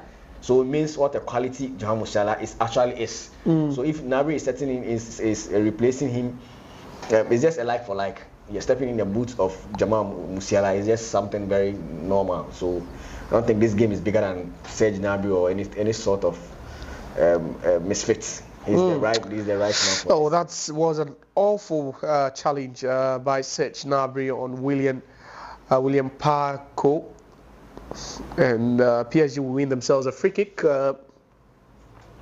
right behind the center circle, but then it will quickly be taken. And it's Joao Neves, a long one to find Nuno Mendes. Nuno Mendes tries to get at the end of that one. He does, but that ball just rolled a bit behind the line, and it's a goal kick to Bayern Munich. So it's 60 minutes played here, and it's still barring between PSG and Bayern Munich. Both teams have done a great job defensively. Attacking-wise, we've not really seen the best out of both teams. So PSG began their campaign. You'd remember how they began on a very, very good note. PSG began their campaign with a 4-0 win over Atletico Madrid. They lost 2-1 to Botafogo, but then they managed to qualify to the round of 16 after beating Seattle Sounders by 2-0. Now in the round of 16 stage, they also beat Lionel Messi's Inter Miami by 4-0 to advance to where they are. But for Bayern Munich, they also began their campaign with so far the heaviest scoreline recorded in the tournament. They walloped Auckland City by 10-0. They beat Boca Juniors 2-1. They lost 1-0 in their last group stage game to Benfica. They advanced 4-2 against Flamengo in the round of 16, and here they are seeking for a spot in the semi-finals against the current holders of the UEFA Champions League, Paris Saint-Germain. But now it's Serge Gnabry who would like to bump forward. Serge Gnabry to Kingsley Coman. Kingsley Coman would find Sacha Boey to Michael Olise. Olise has his marker there, Olise, but then shoots straight into the arms again of Gianluigi Donnarumma. This time, Olise goes past Nuno Mendes, but then just couldn't find the back of the net over there. But then play still continues, and it's Serge Gnabry again. He rolls the ball past a couple of players, but then he's halted and struck by Joao Neves. The ball will be cleared infield, and it's Bradley Bacola who would love to get at the end of that. It's Desiree Doué now. Desiree Doué one-on-one with his marker. Desiree Doué into the box again. Flashes across the face of goal, and no one there to connect to that. And both teams really making some good incursions, but nothing to show for it on the scoreboard. From one shot on target to just mass of hitting the targets and at the other end. You see, we saw Olise going past Nuno Mendes with cheeky ease and then bending one straight to the waiting arms of Gianluigi Donnarumma. And then when he initiated play, we saw also going past his marker and then striking one very hard, but then it was just a bit steps away from the goal post. So it's an end-to-end stuff so far, and then we are having every bit of it. 62 minutes played end-to-end, but then will there be extra time, or is any of these teams going to score inside, regulation time? Kingsley Coman will be chasing down that loose ball, but then that triangle of Marquinhos, Hakimi, and the goalkeeper Donnarumma will get the job done, and PSG now would love to just bump forward a bit. Hakimi with a long one, a diagonal ball, and that's calmness personified over there by Manuel Neuer. He just knows how to get it done, even under duress. But then PSG regains possession again. Center circle, Fabian Ruiz to Joao Neves, and Vitinha hasn't been in action for some time now. Yes. But then it's still Fabian Ruiz to Joao Neves. He scored twice, in their win against the Inter Miami. He's PSG's top scorer, joint top scorer, alongside Achraf Hakimi in this tournament. Desiree Doué to William Paco. William Paco trying to, launch one forward, but then it ricochets off Serge Gnabry, and that was the Desiree Doué chance again. Lovely skill to go past Conrad Lima, who tread that one right into the 6-yard box, hoping that someone, at least anyone at all, would get a touch. But then that touch didn't come, and Sacha Boey would dispossess Nuno Mendes. Quite unusual, Nuno Mendes, and it's Josh Kimmich. Josh Kimmich will be bullied there, and finally the flag goes up. It's a foul. Nuno Mendes would win a free kick for PSG. So where are you watching us from? What is your final scoreline? Over 60 minutes played at the Mercedes-Benz Stadium, and it's still barren. That was a bit of display of strength there, involving very giant players. You see how easy they bullied Joshua Kimmich, who is very tiny in nature. That's one of the things I expected in this game, because strength-wise, both teams have quality players that... was that a foul? Yeah, the referee says that's a foul, and you agreed that's a foul. Yes. He pushed Kingsley Coman off the ball. You see. Oh, was that okay? So that's a bit of a nudge from the back. Yes. So he barges into it, and Hakimi's frustration. Kingsley Coman did very well, tracking back to help in defense. It's a quality of a very good winger. So 25 more minutes to play in regulation time, and this looks like a game that could be forced into extra time. as barring any goals being scored by either side. And then we'll be forced into 30 more minutes of extra time, and then, if possible, some penalty shootout. But do you see extra time? Do you see penalty shootout? No. One of these teams will just score approaching the end of the 90 minutes. I'm expecting a goal very soon. All right, so Jamal Musiala next one to his Michael Olise, but Olise will blast wide with his weaker foot. The Bayern Munich fans will applaud, but then that's not what they need to break the deadlock over there. Olise, and he had to stretch. That was. Pacho had a block. He had a touch, deflected off Pacho. That should have been goal number 1 for Bayern Munich, and Michael Olise, attacking from the right hand side for Bayern Munich, and referee says that's a goal kick. So right call by the officials and also the center referee. 65 minutes played here, and it's still barring, it's still goalless. None of these teams have been able to score a goal yet. And you have Bayern Munich, they've scored 16 times already in just 4 games. That's their 5th game of the tournament. You have PSG, they've also scored 10 times in 4 games.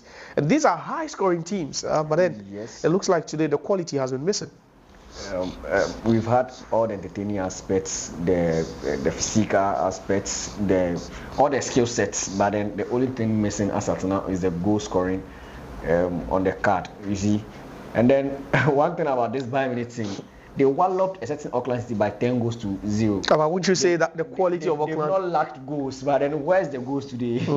And then we also saw how PSG also shaped Atletico. Yes, and Inter Miami. Yes.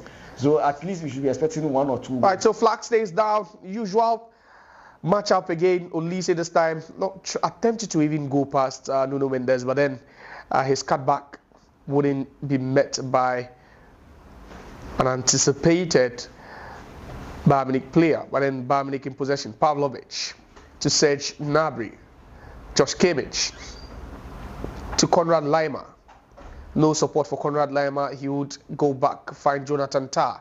Jonathan Tah to his goalkeeper, who's playing very high, and Neuer nearly playing himself into trouble over there. But then Sasha Boy will gain possession. Harry Kane will free Michael Olise, and he comes on one-on-one with Nuno Mendes. The cross into the box, no one there, and that ball will be cleared out again by PSG. Now Serge Gnabry, will he shoot from distance? Serge Gnabry, no, he decides to go to Harry Kane, but then Harry Kane just couldn't grip that one, and it's Donnarumma who will gather, and PSG will come again. But that was nearly, a worried moment for Emmanuel Neuer. That was a very risky game by such a player, and then but then once again, that's what he's known for, taking big risks. He's the goalkeeper who invented playing from the back or playing with the goalkeeper. So I'm not surprised. These are the kind of things he takes you through as a fan or a football watching person. These are nervy moments. But these are scary moments. You don't attempt this. Yes, and he's known for this, so I'm not quite surprised. All right, so first yellow card of the game will be flashed to Konrad Laimer. Anthony Taylor has been quite lenient, but that was dangerous because you had, a mid-air ball, and then Konrad Laimer, instead of, trying to challenge with his head. Yes, that was nasty.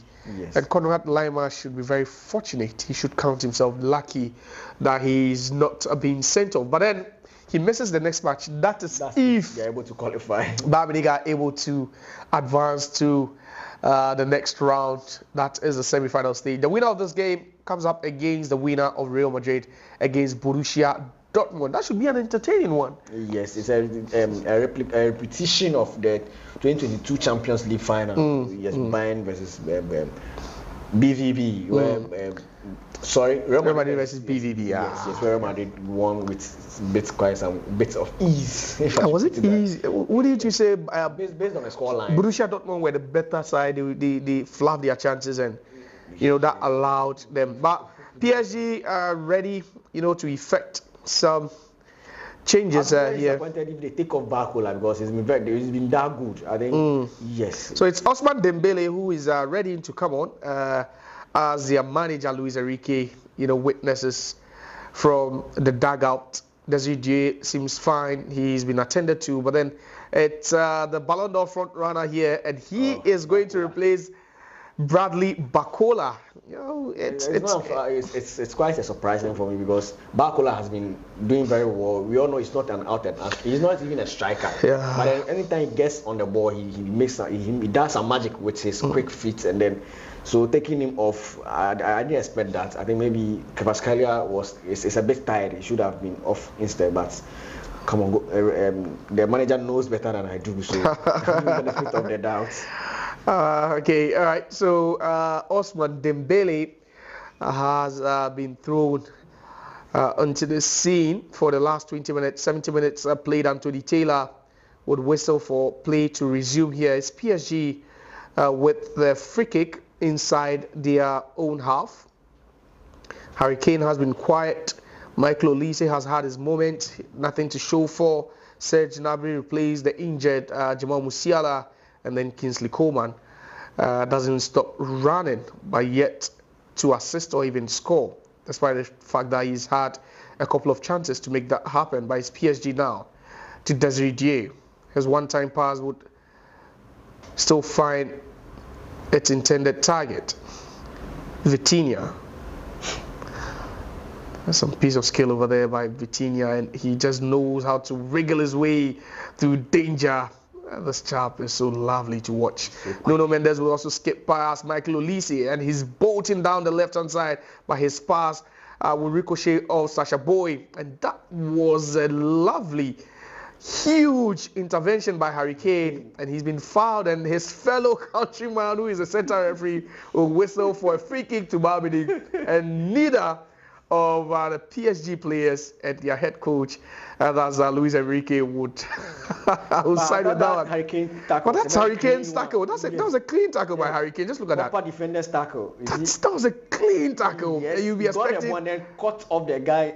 Yeah, and that was a foul. Yes, that was a foul by Kvaratskhelia.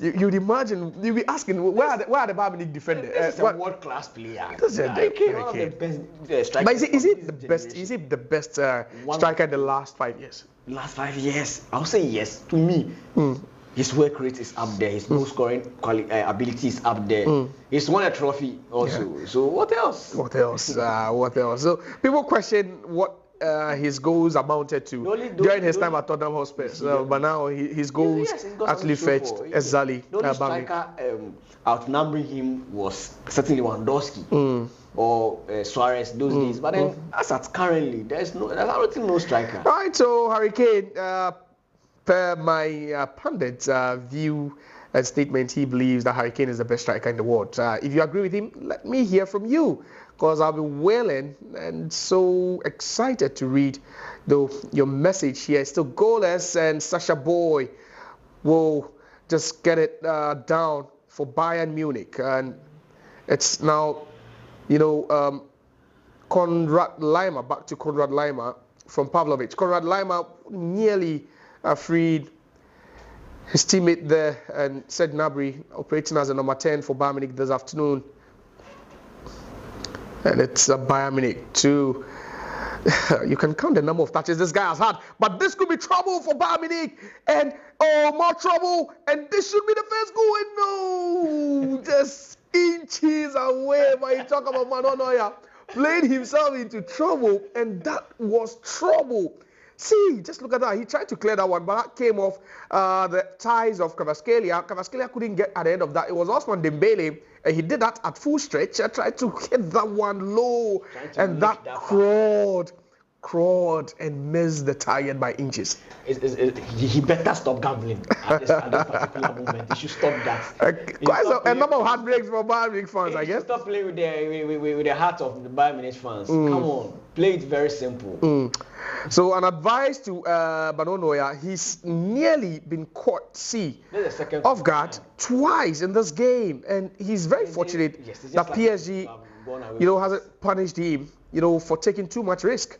But then Manuel Neuer launched one forward again to his teammate, and referee says play should continue because Olise kept that one in. As Harry Kane now, he's trying to orchestrate the move here And Harry Kane, so Pavlovic just couldn't go through that one. And Harry Kane is now dropping deeper because they are lacking a playmaker, it seems. And Harry Kane is doing all the playmaking now. He will switch play, lovely one. And this guy just knows how to do everything. But it's Kingsley Coman one-on-one with his back over there. Ball for kindly to Kimmich. Kimmich checks onto his left foot, and the shot will just go wide. Harry Kane, he's been the talisman of this team in this second half. He's been doing all the work. From defending to playmaking. Yes, and then Kingsley Coman, what a game he has had. He's in contention for the player of the match for me so far. Kingsley Coman, anytime he's on the ball, you could sense some bit of threats from his side. And then the introduction of Serge Gnabry has also been very, very effective in this manner because he's been involved in the playmaking as well. Right, so that's sorry to just heckle you over there, but then confirmation of a yellow card being shown to Vincent Kompany. Yeah, he's showed so much emotions, but that should have been a corner kick. Wasn't it? But then the referee says it's a goal kick to PSG, which they've taken 15 more minutes to play. And if there are still no goals, then definitely we'll be heading for extra time. But then it's now time for Paris Saint-Germain to knock on the doors of Bayern Munich, and it's PSG still in possession now. PSG and too many touches. The referee says that was simulation. Definitely, the yellow card will be flashed, and the PSG players will protest. But then the yellow card set to be flashed to Desiree for throwing himself onto the turf and trying to play with the intelligence of the referee. Referee having none of that. But was that simulation? Yes, very, very. Oh, he was caught. Yeah, that was simulation over there. And I think it was after. Oh, Harry's VAR could review this. No, VAR's jurisdiction sadly doesn't also just encompass all of this. So yellow card shown to Desiree, and yellow card previously shown to the head coach of Bayern Munich, Vincent Kompany. He's done a decent job since joining, despite the fact that maybe in Europe he just didn't really attain, the club status of always finishing or making it to the final four. But PSG now, and quite casual from Vichak Kvaratskhelia. I think we are witnessing some kind of 1v1 versus between Olise and Nuno Mendes. Yes, one gets one of the other, and then the next moment one is also trying to get past the other. It's been keenly contested over there, especially at the left flanks of play. It's a very interesting scene we are watching over here. Pacho have decided to shift a bit to cover Nuno Mendes anytime he moves forward. Yes.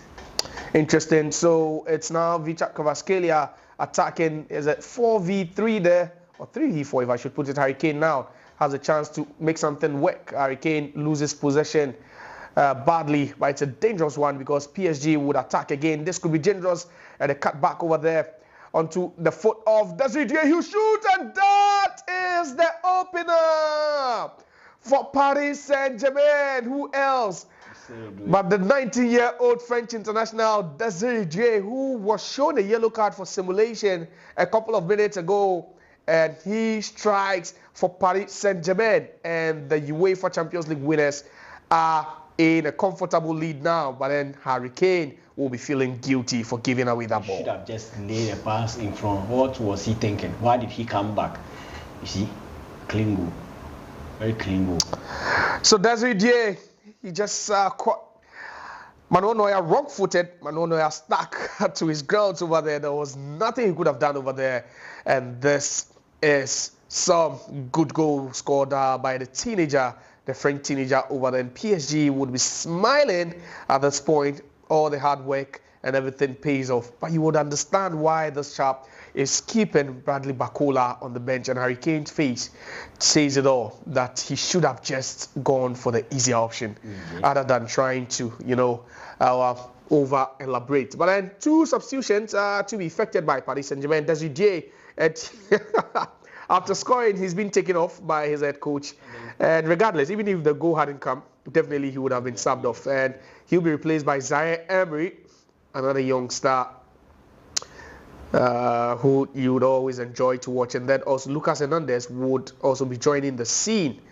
So some of the players being kept fresh for the next couple of games. Lucas Hernandez will be confirming whom he's replaced because he's still playing. And there's also, so it looks like a 3-back system by Paris Saint-Germain because there's Nuno Mendes, there's Achraf Hakimi, there's Lucas Hernandez, and then also there is William Paco. So there you have it. So Lucas Hernandez replacing Desiree, and then also Zaire Emery also being subbed off on for Fabian Ruiz, and 2 substitutions also from Vincent Kompany and Bayern Munich. They have Kingsley Coman been taken off, Thomas Müller replaces him, and then also Pavlovic being replaced by Leon Goretzka.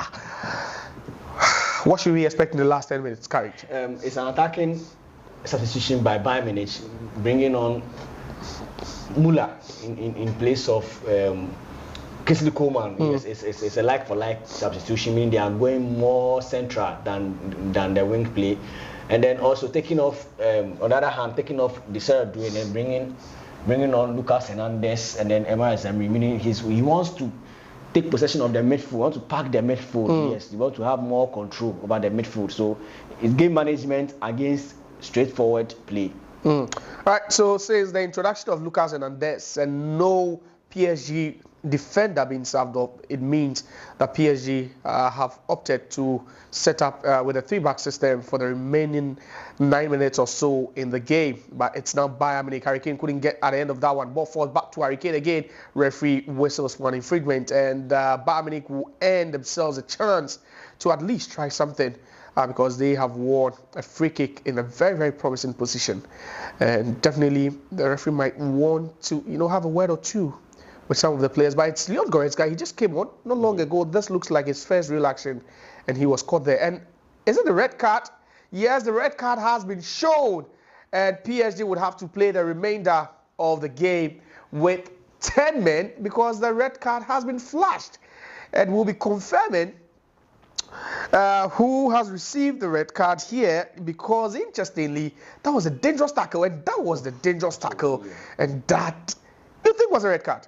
Yes, he deserves a red card. He went with the upper foot just straight into the legs of Goretzka. Yes, so that was a dangerous tackle which could even land Goretzka in some sort of injury. So yes, it was a so career threatening tackle there from William Paco. He's still, protesting, but the referee says no. Anthony Taylor says no. You need to walk out. And now you have Bayern Munich smiling, but then they wouldn't be smiling fully because they are still trailing. And this will set up, for an interesting last 8 minutes, and then also added on minutes over there. But then more substitutions from Paris Saint-Germain, and we'll be confirming that for you soon. But the PSG fans have their hands wrapped around their heads, and they just cannot believe it. And interesting game we are witnessing here as far as this game is concerned. Right, so another substitution by PSG, and you can see Lucas Beraldo will be thrown in, and Vicha Kvaratskhelia will be subbed off after that red card. So it looks like PSG are trying to keep it safe. They are trying to go with, the simple stuff. Yes, to build a brick behind, to protect their goal, their one goal, because being down by a man and then against this attacking fierce force Bayern Munich team, you need a game management, top game management mentality to be able to end this game. Though it's barely less than 10 minutes to go, but then that every second counts in this particular game, because there is a certain Harry Kane on the field, there is a certain Thomas Müller, Olise and co. So anything can just happen in a blink of an eye. Right, so free kick now, it's Michael Olise and then also Josh Kimmich behind the ball, and a goal for Bayern Munich would really change a lot over here. But then ball headed out by PSG, the defense does the job very well. Thomas Müller would hold on to that. Michael Olise would also gather, and Bayern Munich will start to build up again. But if Bayern Munich should equalize, then it means things could change, especially if the game should head to extra time. Yes, I mean, PSG might be defending. Exactly. In favor of the PSG. Yes. All right, so flag goes up, but then referee and Bayern Munich would keep on threatening here. They would keep asking questions. Michael Olise was brought down. It's a free kick at the right-hand side, very close to the touchline. And Josh Kimmich would go with an in-swinger. This time, Michael Olise doesn't even join. So it's just one outcome, an in-swinging cross into the box. And a number of Bayern Munich players in there to attack that one. And they just can't wait. But then a sumptuous cross could definitely be what they'll be hoping for. And the cross into the box, dangerous one, headed out by Lucas Beraldo. Headed back in, but then cleared again. Anyway, will do for now for PSG. And Michael Olise would definitely return to his goalkeeper, which he does. Manuel Neuer would also find Konrad Laimer, but Konrad Laimer nearly slipping over there. And the ball cleared infield. But PSG, you can't, or you can hardly sense that numerical disadvantage there.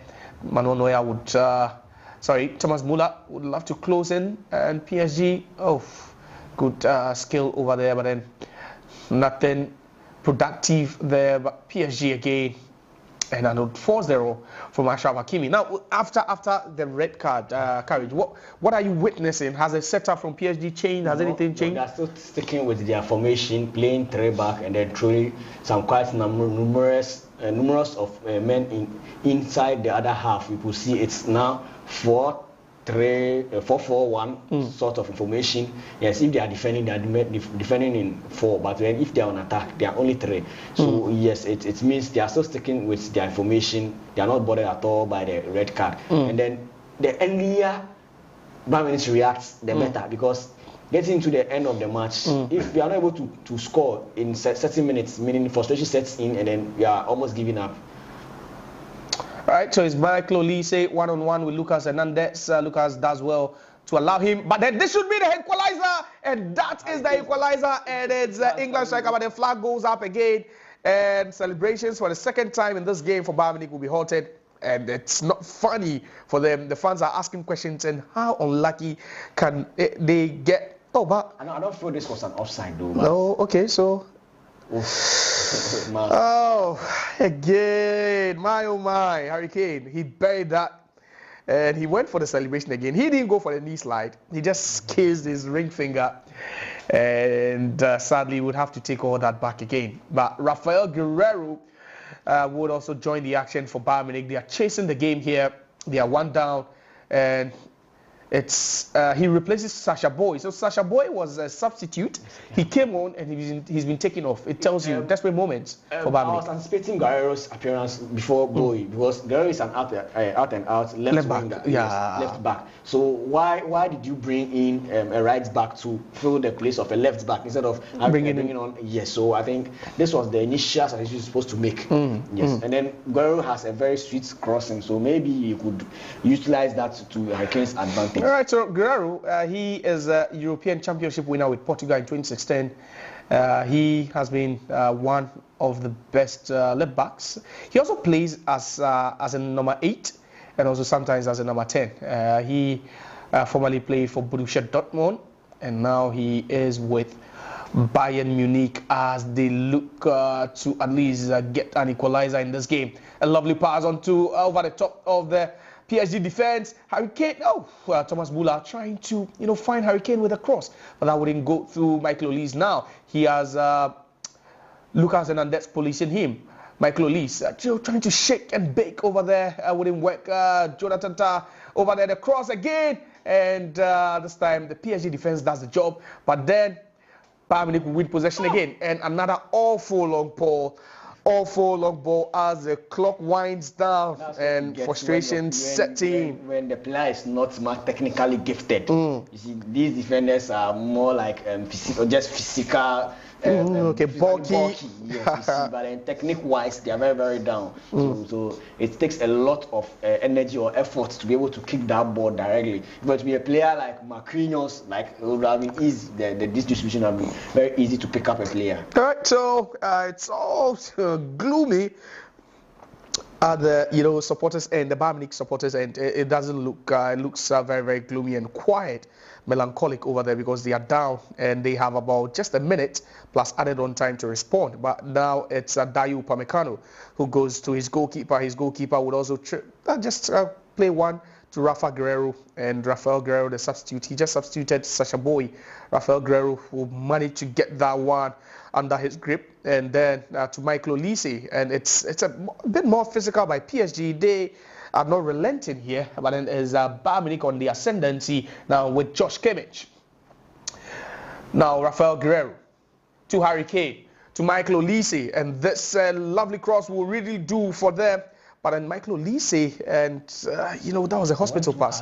Yeah, too casual for him. But it's Dayo Upamecano in the box, and again, technically, he's very, very, very down. Decision making has been the bane of this Bayern Munich side. 6 minutes of time added on. That's a lot. And that's a lot in football. If you're able to utilize this opportunity. So Manonoya straight to Serge Gnabry. And Harry Kane will bring that down for Josh Kimmich. But there's space at the left-hand side where Harry Kane is asking for. He gets it. Harry Kane will effect a cross. He does. And it's Marquinhos who gets at the end of that one. And now it's Ousmane Dembele who would want to hold a play for his teammates, to just join the action. And he does so well. He does it with Joao Neves. A long one. And PSG would gain possession now.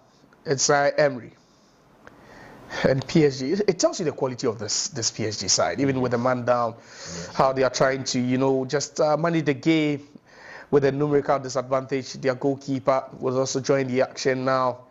Lucas Beraldo to Lucas Hernandez. Lucas Hernandez will skip past Rafa Guerreiro, and what's the referee saying? It's a yellow card. Oh, it's another red card. What are we witnessing over here? And not even Luis Enrique can believe it.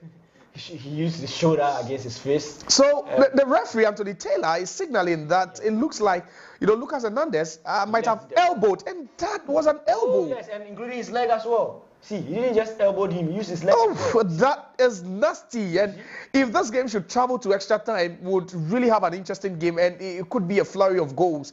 And who was going through the minds of Lucas Hernandez? So PSG would be forced to play with 9 men for the remainder. Hernandez, what's wrong with him?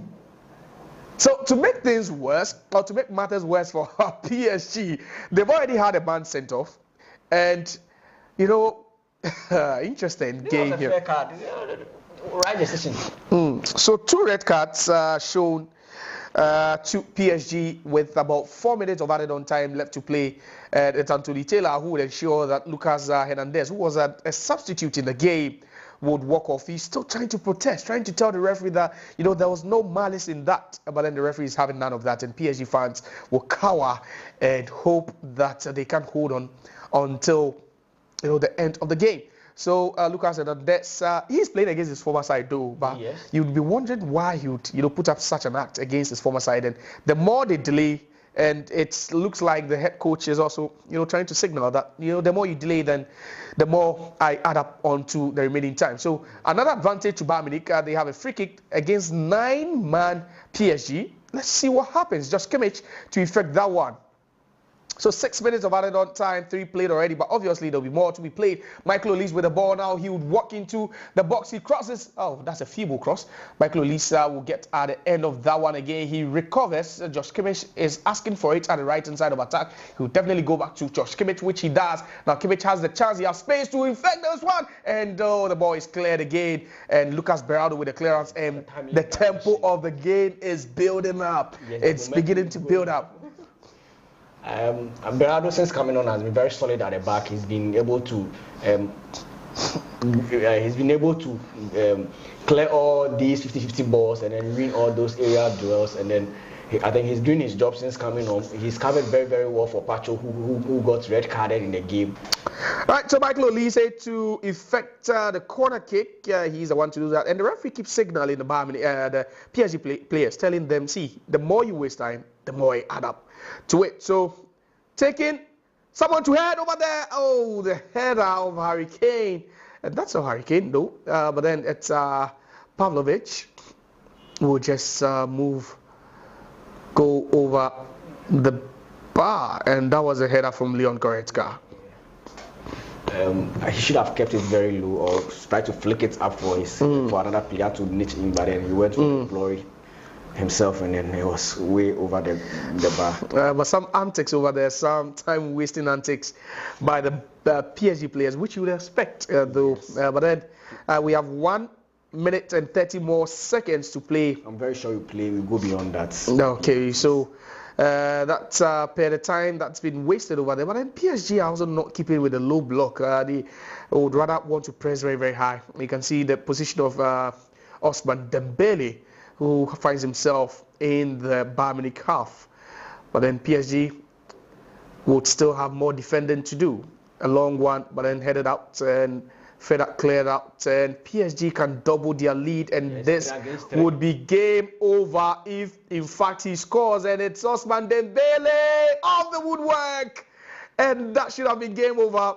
The PSG still in possession, and the ball is cleared now, but back to Ousmane Dembele, and PSG are really exhibiting so much quality with 2 men out for them. Oh, lovely piece of skill. Should be this the second goal, and it is the second goal for Paris Saint-Germain. What a game we are witnessing here at the Mercedes-Benz Stadium. This is a game worthy of not blinking. 290 minutes. It's been fun, but Donnarumma will definitely go to the touchline and hug his goalkeeper, his coach. Sorry, that's Luis Enrique, and with 9 men. It looks like the UEFA Champions League winners are cruising into the last 4.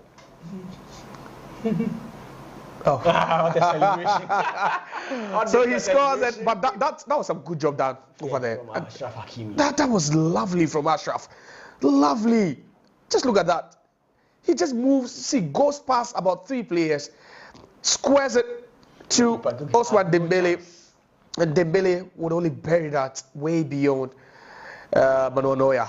And what a way to end this game. And just look at that. Just look at that from Luis Enrique, pushing everyone away, and Ousmane Dembele further cementing his stake to win the Ballon d'Or. Yeah, I believe so, because earlier on the president of PSG came out to say if Dembele doesn't win the Ballon d'Or, then there's something wrong somewhere. So I think he's contesting keenly for that. And that's it. Hits you with a video game celebration though. Vitinha will hug his teammate, and at this point he had an earlier strike that hit the woodwork. Strike. In that attacking sequence, he had one effort come off the crossbar. And now there could be some breathing space for PSG. Nerving moment for them minutes later. And that's the beauty of football. 1 minute it looks all, nervy. Then the next minute it looks like you're smiling. And, with 2 players sent off for PSG, you were wondering how have they managed to go 2 up. But that shot, and that was a shot from Michael Olise, but then the rebound not falling to any Bayern Munich player. Josh Kimmich will cross another one into the box. The goalkeeper fluffed that one, but that was the goal line clearance. Appeals, and it is a penalty. Is that a penalty to Bayern Munich? Yes, it is a penalty to Bayern Munich because a PSG player handled the ball in the box, and Anthony Taylor. And that's the beauty. The end to this game has been quite fascinating. That was it, and that I believe should be a penalty because that was a high boot over there, over there by Nuno Mendes. Did you agree with the referee? Yes, absolutely. Because the ball was way high above the chest level, and then to stretch your leg up. Way high up like this as against someone's head, and then it's a foul. And then since it happened in the box, no. But VAR is having a look. Definitely, obviously they will to confirm. VAR is checking. Harry Kane has the ball in his grasp, and he's hoping not just to give Bayern Munich a lifeline, but then also to just move on to joint top scorer in the competition. If he scores, that will be 4 goals for him. But Anthony Taylor still having a conversation with the VAR officials. And it might be interesting to see what happens over here.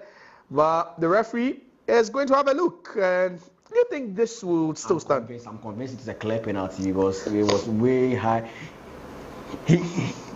His feet went way beyond chest level. So, and then the moment Muller got his head to the ball, it's clearly a foul ball. Yeah, I think it's a foul. I'm convinced it's a foul though. But then we wait to see. And referee wouldn't spend more than a minute there, but he's asking for more clearer angles. Maybe he might argue that he didn't touch him, but the attempt is a foul. That's what my abled analyst is telling me today. Let's take a look at what Anthony Taylor's verdict will be. Still conferring with VAR. Let's see if he points to the penalty spot again. He's indicated, so the verdict is coming, and what's he saying?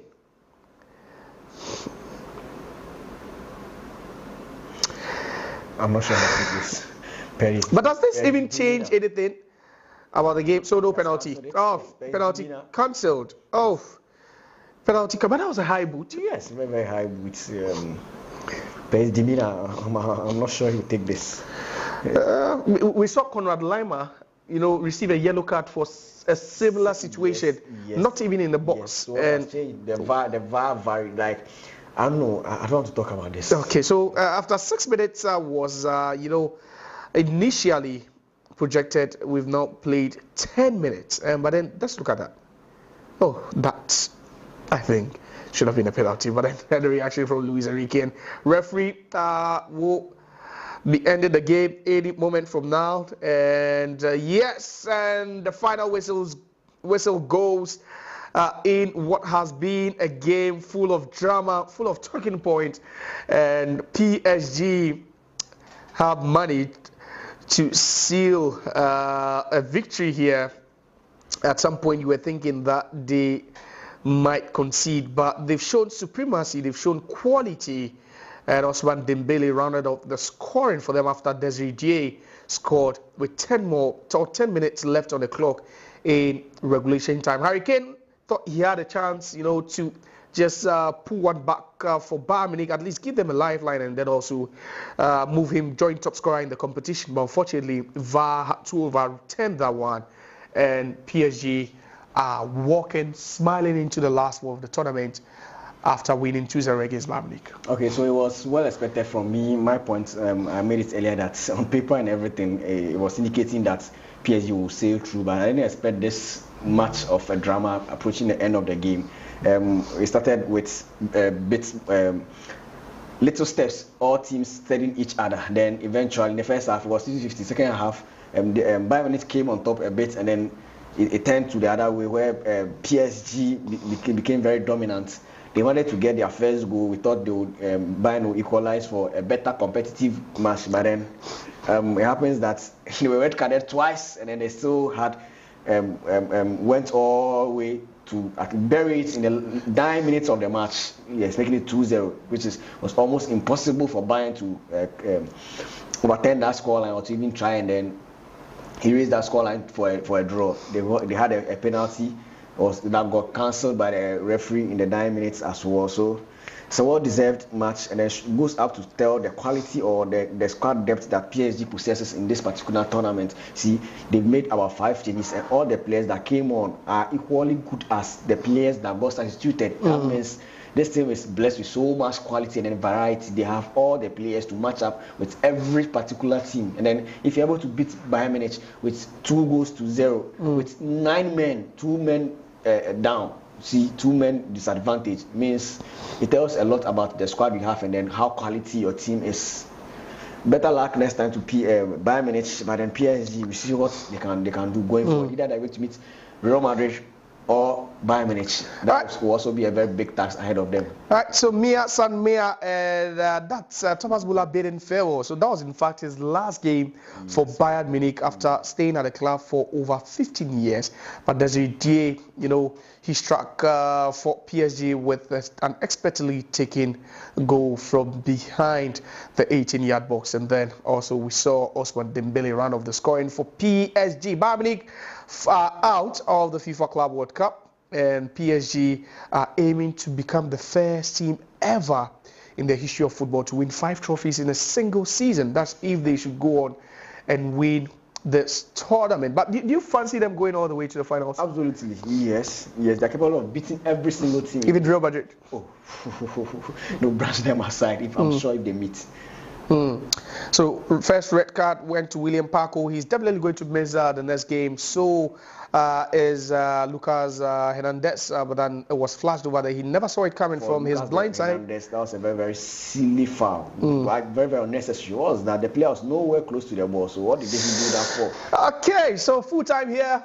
We brought you good and entertaining commentary, play-by-play commentary, and also the watch along our media channel. My name is Josiah Okoko. It's PSG that just beat Bayern Munich by 2-0 to book a ticket to the last 4 of the FIFA Club World Cup. But then one more game is coming up.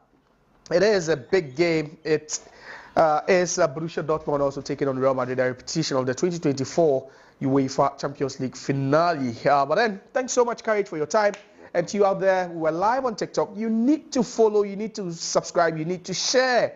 That's all. Tap share on TikTok. You just hit the like button, like the content, and then also subscribe to our channel on YouTube. And then on Facebook, you can give us a follow, and then also turn on the notification button on YouTube so that you stay abreast and updated with all the latest from the world of sports. My name is Josiah Okoko. I was in the studios throughout the game with Courage. Thanks so much for making time. Thanks for watching, and bye.